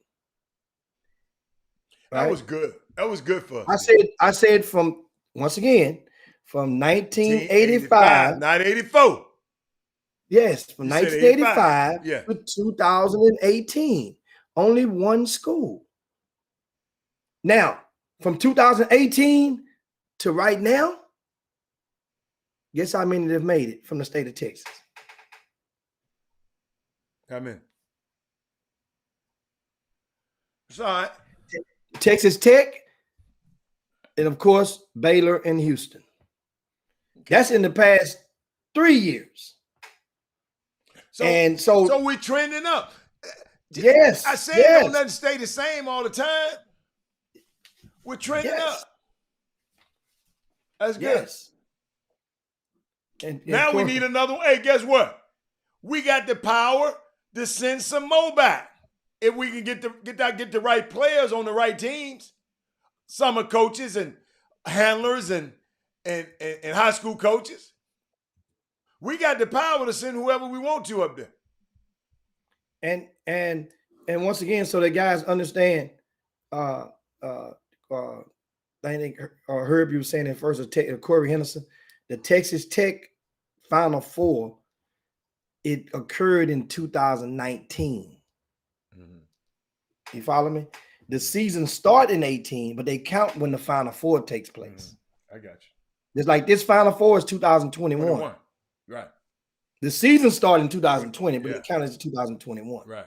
So that's I understand that. I know that sometimes people may not look at it like that, but that was one thing, and of course, there was two things I wanted to give you guys those tidbits on University of Houston tonight, and of course the fact about the state. So now the state is definitely trending back upward in the right direction. We want to also acknowledge that I got the transfer list from the Greater Houston players. David Azori, who has decided to remain at UT Arlington. David Azori. Remember, he was put his name in the portal, and he was going to leave, and Chris Ogden left. So obviously, then GY gets promoted at UT Arlington, and so now David Azori is going to stay pat. Also, JJ Chandler is going to South Alabama. Okay. JJ Chandler was at Texas A&M, South Alabama. Remember, I told you guys in the transfer, if you pay attention, most transfers go at the Division I level. The vast majority will go down or will not advance upward, meaning that you're not likely to go to a higher budgeted program. I don't say it can't happen, but it's not likely, because what people say, and I put it on Twitter out of this morning, college coaches are basically, they can't say it out loud, but they're saying, if you couldn't play at that school, then how the hell you think you're going to play at my school if we are in a similar conference? That's what that's how a lot of people are thinking. Mm-hmm. And but then some of the people of influence will loop back to those guys because they figured you wanted that kid when you were recruiting him. You wanted him out of high school. And so, hey man, I'm throwing you a solid, man. He can really play. He play for y'all right now. And you're looking like, wait a minute. Why you want me to do you a favor? You're not doing me a favor. These are what the coaches are telling me. They're laughing. They're having these type of conversations with me. You want me to do you a favor? Take your kid just so it can look good. And then guess what? Your relationship is going to be tarnished for years to come, because if he don't play at your school, then that same guy of influence is not going to send another one of his kids to you. And that's how this thing go. So then now they got to go to tap in other pools or other resources to get intel or to get favor with certain kids in different areas. And that's what happens. I mean, new people come aboard. New people go and thinking that they have a relationship with a coach just because they call you back. Just because they call you and answer your phone call, you think some guys out there really honestly believe that you have a relationship. I keep telling you, if you really want to identify this stuff, think of it as human behavior patterns with men and women when you're dating. Just because a woman answers your phone call don't mean y'all go together. Just because you buy her a drink, That don't mean she got to dance with you. Same thing with these college coaches. And they're so nice, and nobody wants to hurt people's feelings because, and I really and truthfully, the common denominator, of course, the college coach, but their hands are behind their back because they got to go along with the play. You want them to fool you. You beg them to offer your kids. You practically beg some of these coaches to just offer, do your kid a solid. Do an offer, Ain't man. nobody did that. What? Shit, me. You already know that. And that's the thing. Why? I'm wondering, see, this is why, like, when the kids get older, I like talking to them when they get grown. Because I'd like to ask them questions like, did you know, when did you learn that a bunny rabbit couldn't lay eggs? When did you learn that? You know, I ask those questions, but it all really is a precursor to getting to this basketball. When did you know that this guy was getting a bag for you? When did you know? Because now you're mad at him, you don't want to talk to him no more. You feel like you've been told he's a disgrace, or he's disgusting, or he tried to use you. When did you really learn? Or did you just didn't want to believe it when you got to college? You mean tell me you didn't know that this guy was getting that he was pimping you, so to speak? You really didn't know that. You really was that naive. I refuse to believe that most teenagers between the ages of 16 and 18 are that naive. I refuse to believe that. Not with everything else going on in society and everything they're indulging in. You can't make me believe that these young people don't have an idea that people are getting money for appearances for them to come. People are getting trips to go and fly here and fly there. You can't make me believe that. That these young people don't believe, they don't. Now, understand, it's not a young person's fault, but then to make it seem like they're that naive, I'm thinking some guys out there is breaking the young players off too. Some guys out there, I'll eat, you're gonna eat younger, and guess what? We're gonna both eat together. Some players, they're gonna keep it, they're gonna break the mama off. Some people are gonna break the dad out. Some people just gonna go and fix the broke air conditioner. Some people just gonna go and get the water turned back on. Some people gonna do something because it's an investment. But they want you to believe that they're giving. It's a big ass difference between giving and investing. Big difference. And nothing wrong with it, neither one of them. Nothing wrong with neither one of them. But no, except when you go out of your way to think that one is meant to be confused with the other. When you go out of your way to and you're investing and you make a person personally, man, I don't want nothing back. I'm giving this. No, I'm giving this, man. It's for me. It's one love. See, now there's something wrong with that. That means that's fraudulent. That's fraudulent. What if sometimes you're giving and then sometimes you can invest? Can you do both? Guess what? Yes, you can. Yes, you can. Hadn't you gave some money to your kinfolk before? Hey, man, give me that back. I'm gonna need that back now. And sometimes you gave some money, you bought them. Hey, man, I ain't gonna worry about that, man. You see? You can, but then some people go out of their way to make people believe that everything they do is an investment. I mean, is a gift. Everything is just for the love, man. I don't want nothing back. I'm doing it for this. And that's the thing. I'm gonna pick your baby up. I'm gonna take him to practice now when he gone, they're gonna throw that same shit back in your face and tell you, hey man, nobody ain't look out for your kid. I picked him up, took him to practice. Hold on, wait. What you doing that kind of yard? Jimmy, but it did happen. Yeah, but if you was just doing it for giving. But then we'll show some gratitude if somebody took your little nappy head ass son around. Show some gratitude. That's all the guy's saying. It's called gratuity. Show some gratitude. Understand.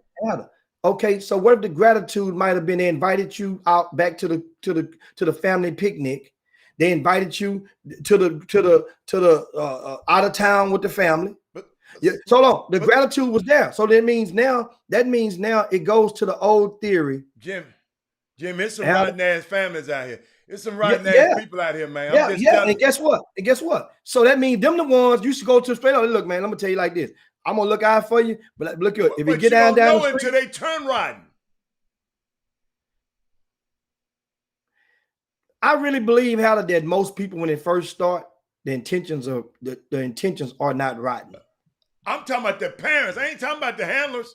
I'm talking about both sides. I really believe when it first start out that the intentions on neither side is not to abuse anybody. Well, not rotten. Put it like that. I really believe on all the relationship when Lil Johnny and the summer coach meet him, it's really pure. I think now at some point in time, just like a relationship, you're gonna fall in love way before I do. You know, I'm gonna fall in love way before you do. You know what I'm saying? Some people want to hit before the other ones do. Some people want to go, got a time limit. Some 6 months, 3 months. Some people got different, but it's going to change.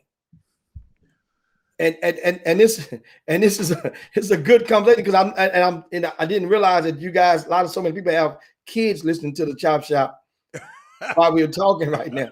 But guess what though? As I just said though, Haller, they're not as gullible as we want to believe. The kids who are listening right now, that means there's a grown person of influence or a parent right now in the room with them. If you look at one of them right now and ask them, did you know this? What you think about this? That's the perfect time for a conversation with Lil Johnny. Perfect time right now.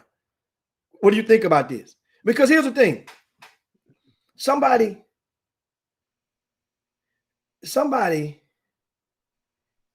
is going to, at some point, the objective with a lot of the guys when they put their fingerprints on these players is to be so happy that they can make it. Because you are with the process. And that's one of the main things, the common denominator for a lot of people of influence. You want that guy to make it. You want him to make it because that way at some point you felt, and part of your motivating influence on that young person would have been letting him or her know that the world is against you. Don't nobody believe in you like I do. And guess what? You're gonna make it. And everybody that might have you ranked low, trust me, they still don't believe in you, but I do. And this what and that's part of the motivation. Yeah. So that means as the kid excels, then you excel. It's a heartwarming process. That's why so many guys, they sling snot everywhere when the kid plays his last game or her last game, or when they graduate high school, or when they sign a letter of intent. Tears are going everywhere. I've seen it happen for a couple of decades. It happens. It's a common, natural reaction. We had Herb Baker on when Sir Isaac made his live commitment. And guess what? Herb acknowledged, man, right now, man, I'm slinging snot everywhere. I mean, it happened. That's common. It's common because you invested so much. You invested so much. And so here's the thing, though. But the young person, because nobody has explained to him a game plan, and the game plan is this. Just pause. The game plan is this: if you make it, this guy don't expect for you to take care of him for the rest of your damn life. He just expect for you to not let nobody. I guess, or how would you say it? It's expected for you to not let nobody, as you go to college, erase that person from your life. Right. When you know better, you sitting there taking them rides. So you just as good. You sit there taking this right here. You taking an ice cream cone or a brownie or a cupcake or a pack of Skittles, whatever the hell, or now like whatever the hell he done bought for you. You taking and you eating it like it ain't on tomorrow, and you know better. So the thing is, somebody come and tell you, hey man, you know this guy got an extra pack of now laters. He ain't give you but one. Okay, you was happy with your one. Now deal with the other guys. You get grown, but you don't want to erase them from your life. And this is what happens. The college coaches know how to run that play like it's a straight handoff up the middle.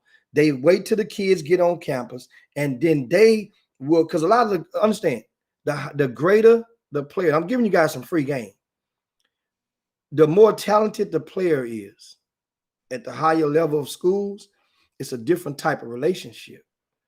Certain coaches certain grassroots coaches who have influence over certain kids is going to only send their kids to a college coach whom they have trust in, that they are not going to let another guy, because that particular grassroots coach may have a relationship with an agent. That's big high stakes basketball. Well, just like you have a relationship with that agent, there are 12 kids on scholarship. 8 of them are in the rotation. So that's 8 different guys that have 8 different relationships with 8 different agents at the same time in pretty much virtually every Power 5 school in the country. So that means that college coach has to have maintained relationships, or he has the option to, with those 8 different grassroots coaches, 8 different agents. Now, I'm talking about indirectly or directly. Not every single coach have to have the option to. That's the key word. So now that means in doing so, if that agent from player number 4 is hanging out in the, around the circumference of the program, and player number 4 is buddies with player number 7, and number 7 is on the uptick, then player number 4 agent is going to influence player number 4 to influence player number 7 to come with him and join with him, and sign up with him as well. This is one of the things that high stakes basketball has to face. Understand, this is only for the 1% of the 1% that has to endure this, but this is the ultimate. And then now the grassroots coach for player number 7 is going to feel like the college coach could have saw that coming and could have avoided that, because the way that they say it, the terminology is, I'm gonna give you my kid, but you have to give him back to me. This is how they talk. I'm gonna give you my kid, but you have to give him back. So that means when you have to give him back, that means you're not letting nobody come in and take away what your investment has been. Because when you get to that level, and this is just some of the things, and this is how, like I said, this is only at the top end of basketball. Then it goes on in the middle level of basketball, whereas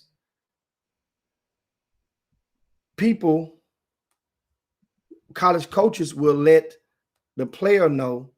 Sometimes I've seen this happen several times. Let them know what the grassroots coach tried to shake them down for. Some college coaches will do that. They'll give the influencer up. Hey man, you know what, that guy, man, we didn't want to do that because we play by the rule. We weren't gonna do that, but he wanted us to get in trouble. Wants to get you a brand new car.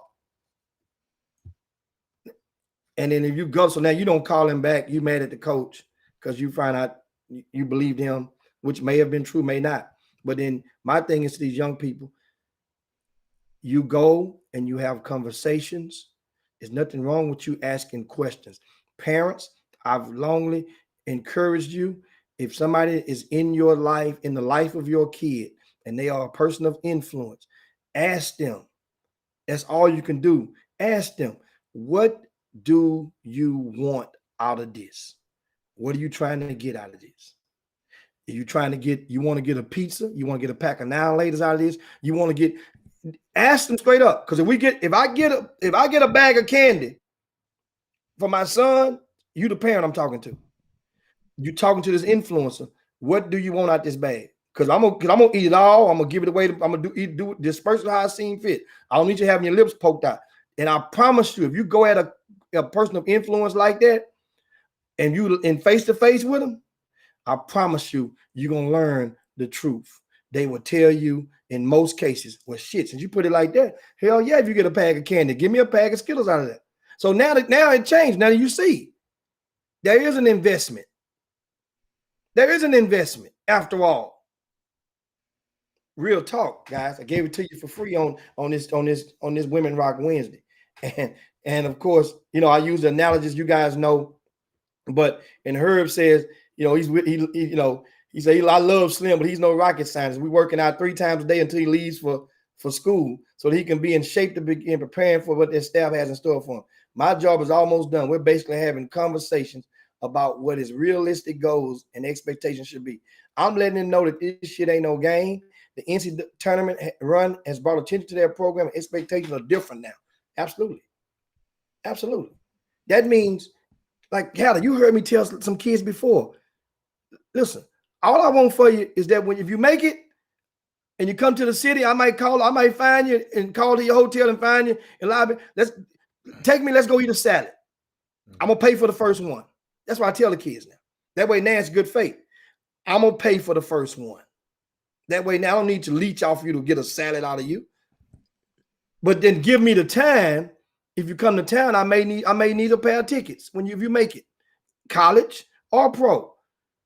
Don't ignore my call. Remember, then it happened one time a couple of years back. You remember that happened, and that's the only time. Because that's all I asked, and I don't ask that for everybody. Right. But if it come down for certain people that out there, certain people, and they ask, I said, "No, hey man, look, I'm letting you know right now. Wait a minute, what? All you can do for me, I'll call up on you later on for some tickets." And them people said, "Okay, I got you, Jimmy." You know, it's just, man, this stuff, man. I mean, being 30 years in this stuff, Jimmy, it just changed. And that kid might, even the kid we're talking about, man, you don't know what's been said. You ain't around no more. He liked what you did from, you said it. You only remember what they ate for breakfast. Man, these people, man, I mean, it's stuff that I just can't even talk about on the air. But people, when you got high profile kids and you got, and most, that's just for the 1%. And Jimmy, I don't even know why we're talking about it that much, because 99.9 of the people on this feed, they're not going to even have to deal with that. But it's just when people are in positions, when those guys go to the league, those guys get famous, man, it's just a lot of new people come in and just their influence, Jimmy, their influence change.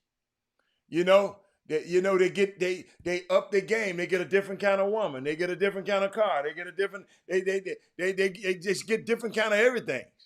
And they don't think, well, man, Jimmy, that was back in high school, man. I forgot about that.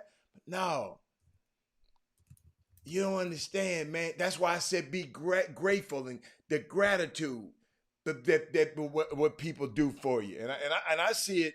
I mean, I see it on the side. I see it so much. I see it so much. It's situations that's happening. I mean, it's just, oh my God, that I just can't share. But 99.9% of y'all won't even have to deal with that. Just if people are nice to you, just be nice. It's okay. It's okay. I'm sitting there watching, and if you make it, come back. Like these kids who don't have a relationship with these teams, these summer teams. These summer teams do a lot for these kids, especially the ones who don't pay. That sponsor them team. And some of these guys don't even think to come back and say, hey, man, I might not give it to you. Where them kids at? Because I was one of them kids. You told me the story about Gerald Green coming in Vegas. You were just so enlightened by it that he came to Vegas and took care of Rick Nelson's kids. I mean, came out there and hung out with them. Man, that's all people want in this sports industry, man. All of us do stuff. Everybody do stuff. I just want, just be grateful. Man, them guys talked about me on my show when didn't nobody know me. Just be grateful. That's all. Don't need nothing. We all right. But it feels good when a guy come back. Jimmy, hey, man, thank you. I never forget. Kendrick Perkins came on this show, and I can tell the reverence he had for you, Jimmy. He said, man, I mean, I can tell when we were talking the reverence he had for you. And that's all, parents. That's all. Just respect the people that's done. And I hope Sir Isaac's family respect what Herb has done. And let me go down the line. Just respect. It's about respect. Remember, I keep telling y'all, they see us one way. We just got to start seeing each other in a better way. I know y'all done had some bad experience, but I wasn't that guy. Jimmy wasn't that guy. Don't hold us accountable to what he's done. You know what I'm saying? So, I mean, I see this collective that we have, and I'm glad you brought this up. Because like I said, 90% of us not going to be that guy. So what can we do? Some of your kids going to go to do great things also. Some of your kids going to go to do great things also. They just not going to be a professional athlete. So freaking what? It's okay. Life don't end just because you don't make it to be a professional athlete. We got a professional athlete right now that's there. He's one of the 1%. Deshaun Watson. I can tell this story. We can talk about it now. We can end on this, Jimmy. But he had everything. And hadn't been accused, hadn't been found guilty in a court of law. But when that young lady came on there, let me tell y'all something, man. That was a hard one for me to shake. Because I got a daughter. I got 5 sisters. Just because he didn't mess with the other 18, Deshaun Watson might have a sinister side to him. Let me see how much I can get away with. I'm Deshaun Watson. Y'all, that money and that power, if you was a thief, if you was a buster, if you was an asshole, whatever you were before you got this money, it's going to magnify. I've seen it, y'all. 30 years in this business, I've seen it. I've seen where the girlfriend was a little sweetie pie. And then when the boy get to break up with her and send a card, hold up. We breaking up, baby. But Hatter, here, go take this car, brand new car over there and give it to her. And just, baby, we go. I'm done. The man gave her a whole car. You know what she told me? This is a sweet little girl that I met at first. But when they broke up, I ain't driving that. I want the one he had me driving in when I was with him.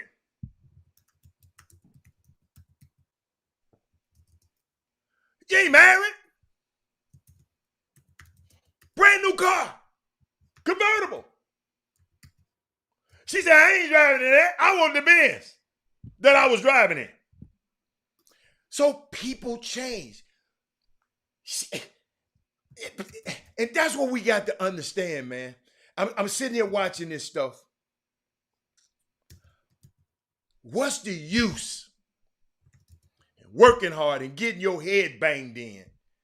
Your ribs so bad and punctured, you can't get on an airplane. They have to get a bus for you to drive and take you so you can play in the game. Talking about Deshaun Watson. You go through all of this to go, and then we finding out all of these people are not licensed massage therapists. They just regular girls, but I want you to come. I want you to come work on this $150 million body. And I'm gonna bring my own towel. Don't you give me no towel. I'm gonna bring my little cup towel. I'm gonna bring that one so I can put it right there. Then if it fall off, it fell off. A little half of a chamois. Half of a chamois. So, y'all, what's the use in us? And I ain't saying, I don't know how he was raised. I'm just saying. But girl, it's some people who, hey, hold up, had us, Jimmy, around everybody that I know around the league that see this boy, they say he's a great kid. Love him. But he can have a dark side. And I might be wrong. These girls might be wrong. But that young lady who was a Jane Doe at first, came out and said that stuff publicly and know if she's lying that she can be prosecuted? Mamas, you know, think if you was the mama. Think about the girlfriend. This happened in a pandemic. A lot of this stuff happened during the pandemic, Jimmy. You don't supposed to let everybody tell you know how I am. Jimmy, I've been I've been manicuring myself, Jimmy. Because I did not want, and y'all, he know I'm a guy to get a manicure, pedicure. I go to Memphis to do it. I ain't doing none of that. So I don't understand you letting 21, and then the other, hold up, 21 plus the 18. When do this guy has time to do anything else, Jimmy? Jimmy, hey, I'm sorry. Jimmy, I'd never forget, he came to a couple of High Towers games, right? This man probably left that game and went and got a massage. And Jimmy, he reached through all the women through Instagram. Oh, you don't have to be no licensed. I just want you to come massage me. You know, when that little girl came, I'm sorry, Jimmy. That little girl hurt me. I'm sorry. And see, it didn't even understand something. Think of the stakes. For understand in the Black community, our collective disdain for the attorney Tony Busby clouded what was at stake. Yes. We don't live in Houston. This guy, when he ran for mayor, basically kind of like, and was going against the mayor that eventually won re-election, Sylvester Turner. And in doing so, he threw some shots at Sylvester, and it kind of put us in a rift through our community. Whereas now we really won't choose sides, but we damn sure ain't rolling with you. And this is kind of like how, so a lot of Black people felt Tony Busby was the guy that tried to use or manipulate Black folk and didn't really have our best interest at heart, especially when we found out how much money he donated towards the former president. So this is one of those things like, man, you trying to just smear this dude. You working for the Texans, and the Texans that came out of this thing with both hands behind their back, like we ain't chunk nothing. We ain't throw no stone. This reminds me of a booster situation. Mm-hmm. Although it would be hard for me to believe that the Houston Texans ain't sick Tony Busby on Deshaun Watson. Oh, yes, they are. Yes. However, you're dealing with extremely smart and a tactical individual that, trust me, like back in the old days, Black folk don't do it like this no more. There are people out there still, if they got something to meet about and talk about, they ain't for doing it on the phone. Let's meet, let's get out of here and let's talk. We have a meeting. And this was very well crafted because the timing of it and the way that it laid out. Remember, he had a press conference every day. He fed and went back through the media resources that he went through and fed money to during his campaigns to allow him the opportunity to go and push those narratives. And guess what? I said from the get-go, I always said I didn't feel, I was hoping that Deshaun Watson was innocent. I was hoping that the girls were lying to make good theater. That way this attorney, and then when he got Rusty Hardin, Rusty Hardin has never been disquiet about any of his high-profile clients since he's had any of them. From the recent memory to Roger Clemens. Case, Jimmy. The reason why this sensitive, because of the Me Too movement in women. Rusty from what I hear, Rusty got to walk this one a little bit different. He ain't never been this quiet. Yes. Because do you see the angle that they taking right now? One of the angles that Rusty Hardin is one of his most recent statements in the last day or two. He says basically that James Harden, I'm paraphrasing.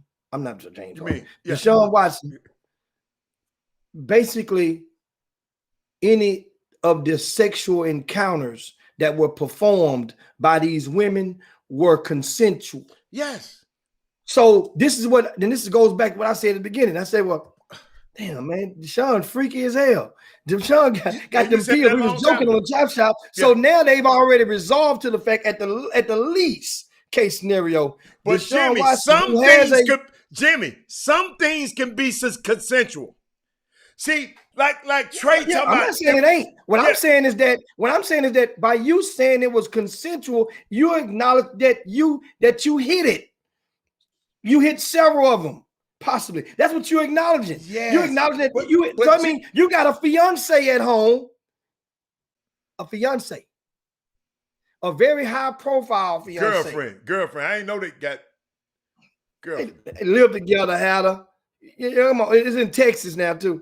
They live. They got a common brother. She got her place. He got his place. She live in L.A., Jimmy. They got their own place. She got his own place. They but understand. So that's your high profile chick.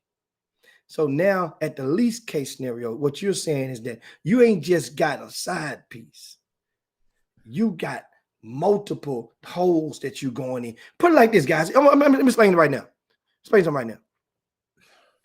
If there's acknowledgement about the sexual encounters, do you think that the massage therapist stop rubbing, stop yanking on it, and all of a sudden, oh, by the way, let me go over to the drawer because I do this all the time. Let me get out a Magnum for you.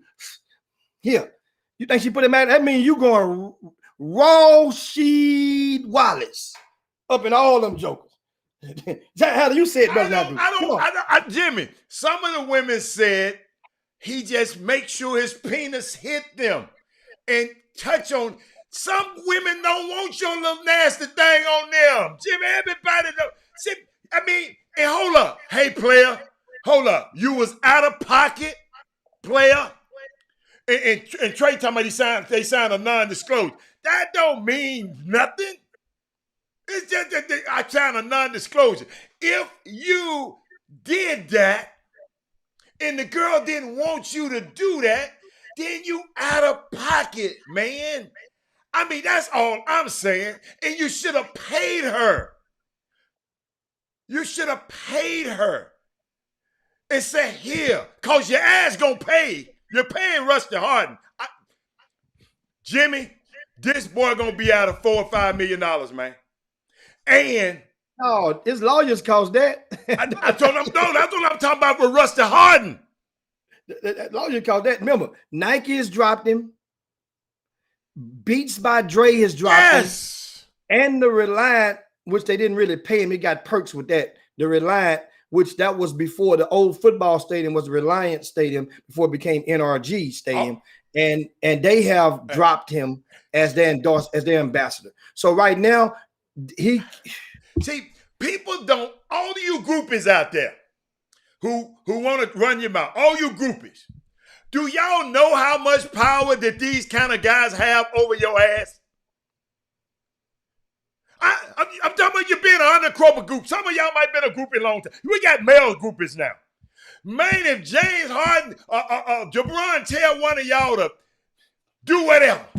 Michael Vick used to be so vile. I told you this story, Jimmy. Jimmy, the guys around him, he used to say, look, I'm going to spit in this hamburger. If you eat this hamburger, I give you $1,000. Nasty asses. Some of these people, that's why they were so hot on your boy, the Pied Piper, R. Kelly. Because he was using his influence over these young girls. Harvey Weinstein, using your influence over these girls. What's his name? Bill Cosby, using his, these high profile guys, half of y'all would do anything to be around them. I've seen it for 30 years, Sonya. These people would do anything. So y'all talking about the girl sitting there, the girl said, he's Deshaun Watson. He can change her. What's my boy? Lil Bow Wow got a song. I can change your life in one night. Big time. That's the name of the song. I can change. Deshaun Watson Yeah. Thank you, Jimmy. Hey, Deshaun Watson can change them girls' life in one night. Of course, they're gonna be a little more cooler with Deshaun Watson. Let Jimmy take his little ass in there and try. They run Jimmy up out of there with that. Deshaun Watson, it's human, man. I've seen it, y'all. People standing outside, just looking in the window, just looking at these guys, just looking. And this guy got all his power. I know they're going crazy. What he said, Chris Brown said, I can put you on a flight. Like the BFF guy said, I can send your son to private school. I can send your whole family. That's power. And all your people thought, well, she know what was up. Hell yeah, she know I got a powerful man. If this man put me down, I'm down. But that don't mean you're disrespectful or disrespectful to her. Matt Lauer, he called him into his, they fired his ass. Jimmy, he making $20 million a year. He telling the young girls, y'all come in my office. Then he got a little button behind his desk. He pushed the button and the office door closed and locked. Can't nobody get in. Using your power and influence, man. That's what's going on here. I'm going to now we go to the boom boom room, and now we have questions of engagement, and you guys feel free to chime in so we can get we can. This is intriguing. Ricky Scott asked a question for you. He asked, so are you giving Robert Kraft a pass? This is not about Robert Kraft. Robert Kraft ain't nobody coming saying Robert Kraft did nothing to him. He paid for a service. Ricky Scott, think before you talk. Robert Kraft went in the massage parlor. He ain't raped. Ain't no girl saying he raped. He just went in the massage parlor. And he's a high-profile man and got caught. Come on, Ricky Scott. He just got caught being in a massage parlor, being a billionaire. When he should have had one of them girls at 35,000 feet in the air on one of his private planes. He got 3 of them. It's not the same thing, Ricky Scott. Don't give ain't nobody think about no. Robert Kraft ain't got 21 women saying that he was a sexual deviant. Come on, Ricky Scott. Jimmy, I don't know why you read that one, but I guess you said we'll read them anyway. Yeah, I mean he had a service that was rendered. He paid for his service and got the hell out of there. He can't help it. Y'all nose ass want to know what he was doing. He didn't break no law. So leave Robert Kraft out of this. Let's talk about let's talk about this sexual deviance here. Yeah, in Deshaun Watson's situation, he tried to pay for the hamburger and wanted to get the cheese free. He didn't order a cheeseburger. So even still, that means you got an extra service. And you know what? As you just mentioned, a lot of those girls weren't not officially acknowledged or certified as massage therapists. Yes. So, and I said it before, and I insinuated before. You know, it wasn't nothing I said I got it from the statistics or nothing, but I said, and I'll refresh you guys' memory on the Chop Shop, that there's a market of these type of girls in various cities around the United States of America. For one of those young ladies, the young lady yesterday who said that the one who came out during the press conference, she mentioned that something about her reason for not wanting to come out at first was because she had other customers who were out of celebrity stature or who were in that same circle, and she did not want to lose her name, diminish her name, or lose her clientele based on an accusation of such. So you have to weigh the risk versus the reward. And I know women out there. It's Women Rock Wednesday, and a lot of the women out there, and I'm inviting your thoughts on this stuff. And in regarding to, it's not easy for a female to come out with accusations in the not even talking about like this. I'm talking even in the workplace, because many of you females, I understand, have experienced it at a higher rate in the workplace. Not to the same thing of the Deshaun Watson. I'm talking about innuendos, advances, unwelcome advances, people making the those remarks and those accidental bumps going to the water fountain or to the coffee machine. It happens in the workplace. And once you come out and take a stance against it, depending on whom that person is and the value that person has to the corporation or to the company, it will determine your fate as an employee there as well. So people know that. People know that. And know what happened? As long as people know that, people go along with it, or they tolerate it until it becomes intolerable. And that's what's happening right now. And then understand, guys, we can, if this would have been one case, Jim, it'd have been like, man, people do that all the time, man. But then, like you're saying, why do you need that many different massage therapists? I'll put it like this. This is true. I tell you guys, Deshaun Watson and I share the same barber.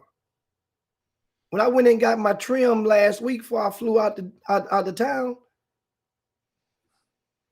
the barber had just flew back in town. Deshaun flew him to where he was at to give him a trim. And then he flew on back home. He got there that morning, trimmed him up, was back home with his family for dark. Understand something. So if that practice is so common, and that's not the first time that the barber has flown and trimmed Deshaun Watson. Jimmy Barber's okay. Yes. Okay, Heather. So if you can fly the barber, then why can't you fly the masseuse lady? He do fly some of them in. I'm just talking about no. Having one. You're talking about one. See how many different barbers you got. See, you got barbers in every city that cut good as hell. So why he don't get a different barber in that city? Hey, he not in the country. Look what Nancy's saying, man. So just fly your trim in, huh? Is the moral story. You trim. You say he didn't trim. He flew the other trim in and dude go trim. Boy, Nancy something about, boy, she bad. But Jimmy, I understand what you're saying. Jimmy, all I'm saying, Jimmy. You don't need 8 of them. You ain't got 8 barbers. Jimmy. You don't have 8 barbers? Jimmy, this the problem, Jimmy. It's a pandemic. Okay? Number one. Jimmy. It's a baseball player, Jimmy. I've said it on this show. I'm going to say it again because we got new people on it. It's a baseball player who got a masseuse that he wasn't used to, and she cracked his rib. So he was out. Yo, you can't just let everybody massage this multi-million. Jimmy, he is one of 32 on the whole planet. What I mean by 32, ladies and gentlemen, is 32 NFL teams. He's a starter on one of them. He's one of 32 in the whole world. Okay? He is a walking corporation, right? You got masseuse, you got trainers that gets paid $100 and some month on the staff of the Houston Texans.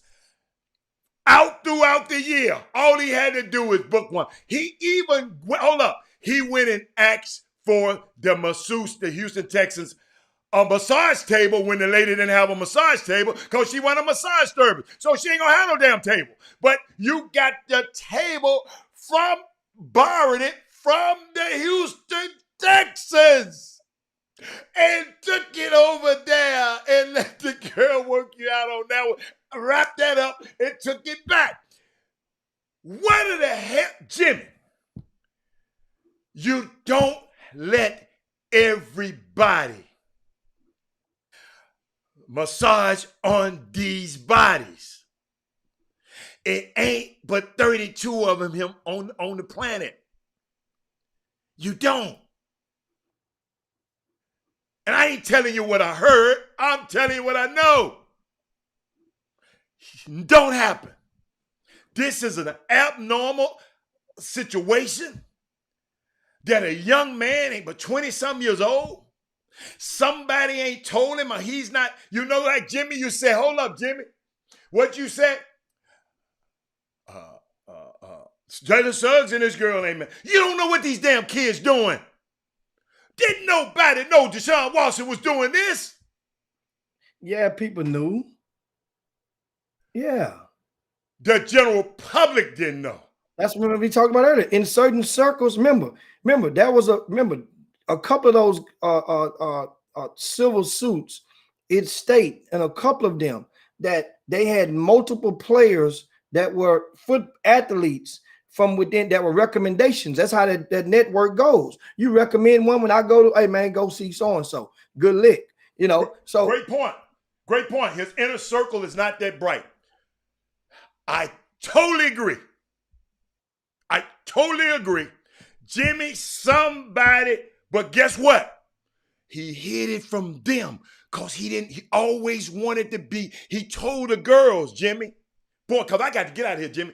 But he told the girls, Jimmy, can't nobody else be around now because I don't want to, I'm high profile. I don't want nobody else around.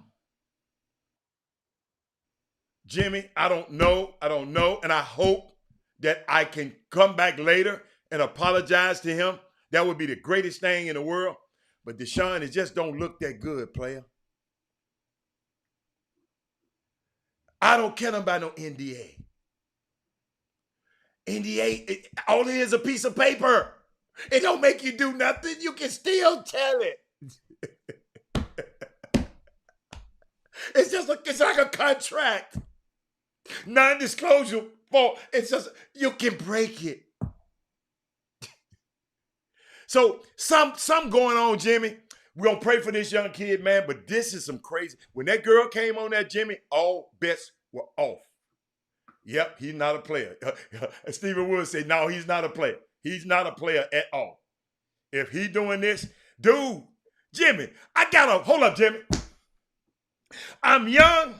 I'm nice looking. I got a Rolls Royce Wraith parked outside. I got a Ferrari. I'm the quarterback of one of 32 in the whole world. What the hell? If I'm trying to, that little girl, nothing against the little girl on the press conference. No, Jimmy, not doing it. Jimmy, I'm going to have somebody in there, but it ain't going to be somebody who's going to tell it. I don't know. I don't understand. And that was his little old fancy. Yeah, Jimmy. And a lot of people have different fancies. Jimmy, Obviously, me and you can afford to have fancies. He couldn't. Understand something. What Deshaun Watson, here's the thing. In that market of the masseuse, everybody has always known that a massage parlor, every massage parlor, every other one has a back room. How do we all know that? Not anything to do with Deshaun. Before Deshaun even came along, certain massage parlors have a back room. And that's what Donald Sterling came in. He mentioned not Donald Sterling, but Robert Kraft. He mentioned one of the guys mentioned earlier. Ending. Yeah, it's a back room. room. Jimmy, not reputable massage spas. Yeah, they all got back rooms. No, Jimmy. The St. Regis and the Houstonian, they don't have back rooms, Jimmy. They don't have. Talking about I'm talking about a spa. Yeah, I'm talking about a spa. I'm not talking about yeah. I'm not talking about a hotel That's Okay. one attached to the Okay. hotel where cameras are everywhere. Okay. Trying to All right. checking Okay. their work. Okay. I'm talking about you go. They got massage parlor like they But got he nail wasn't even parlor. going to the massage parlors, Jimmy. Well, he was doing it in all different ways. Yes. He was going to their houses. He was saying he went to Lil Mama house. He wanted her. Cause Jimmy, I don't go to strange people's house. Something wrong. Something wrong here, man. But I got to get out of here, Jimmy. Get us out of here. We can continue this tomorrow. Cause it's something else gonna happen tonight. Somehow, get me out of here, man. I got to get out of here. Let's yabba dabba do this thing. Cause Robert Hatter got to get out of here. Yeah, man. It's that I love y'all. It's that time, dog. We'll see you guys, of course, in 22 hours. Make sure you share the show on your way out to your families, your timelines, and your friends. Of course, don't forget tomorrow conversation with Jerome Tang and possibly Alvin Brooks III from the Baylor Bears, the national champions. And that should be a great convo on tomorrow. Toya Wilson sent a message that she apologized, and she had, you know how it is once you get those new jobs, then some of those alumni steer you a certain way, and you have to go, especially in the middle of the day, like the chop shop. She had to go to a important lunch or whatnot to meet with somebody. So she apologized, and she will get back with us on another Women Rock Wednesday. Okay. That's Toya Wilson, the new women's head coach at SMU. But also, we definitely appreciate that. And of course, I'm reading some of the comments, man. Man, I'm done with them. I got to go, Jimmy. Y'all got to It's go. off the chain, man. Hey, y'all. I'm gonna go back and read some more. Hey, Jimmy, do me a favor, Jimmy. Go over to IG and you just talk to these folks a little bit more. You remember Matt Bird? Go talk to them a little bit more on IG. No, it's time for me to get some rest, man. I gotta get some work done. And we are definitely see you guys, man. It's time to slide down. Dino's back. Yabba dabba do this thing on this Women Rock Wednesday. One more day in the week, guys, for us on the Chop Shop. We'll see you then. Make sure you share the show if you hadn't done so already. Robert Haller, this is Jim Hicks. We up out of here. Peace. It's crazy. Jim Hicks, Rob Hatter. You are now tuned in to the Chop Shop. I'm Retro. Let's get it. We in the Chop Shop. We live in the Chop Shop. We talking sports talk. We live in the Chop Shop. We in the Chop Shop. I'm talking sports talk. So turn your dials up. It's live in the Chop Shop. We in the Chop Shop. We live in the Chop Shop. We talking sports talk. We live in the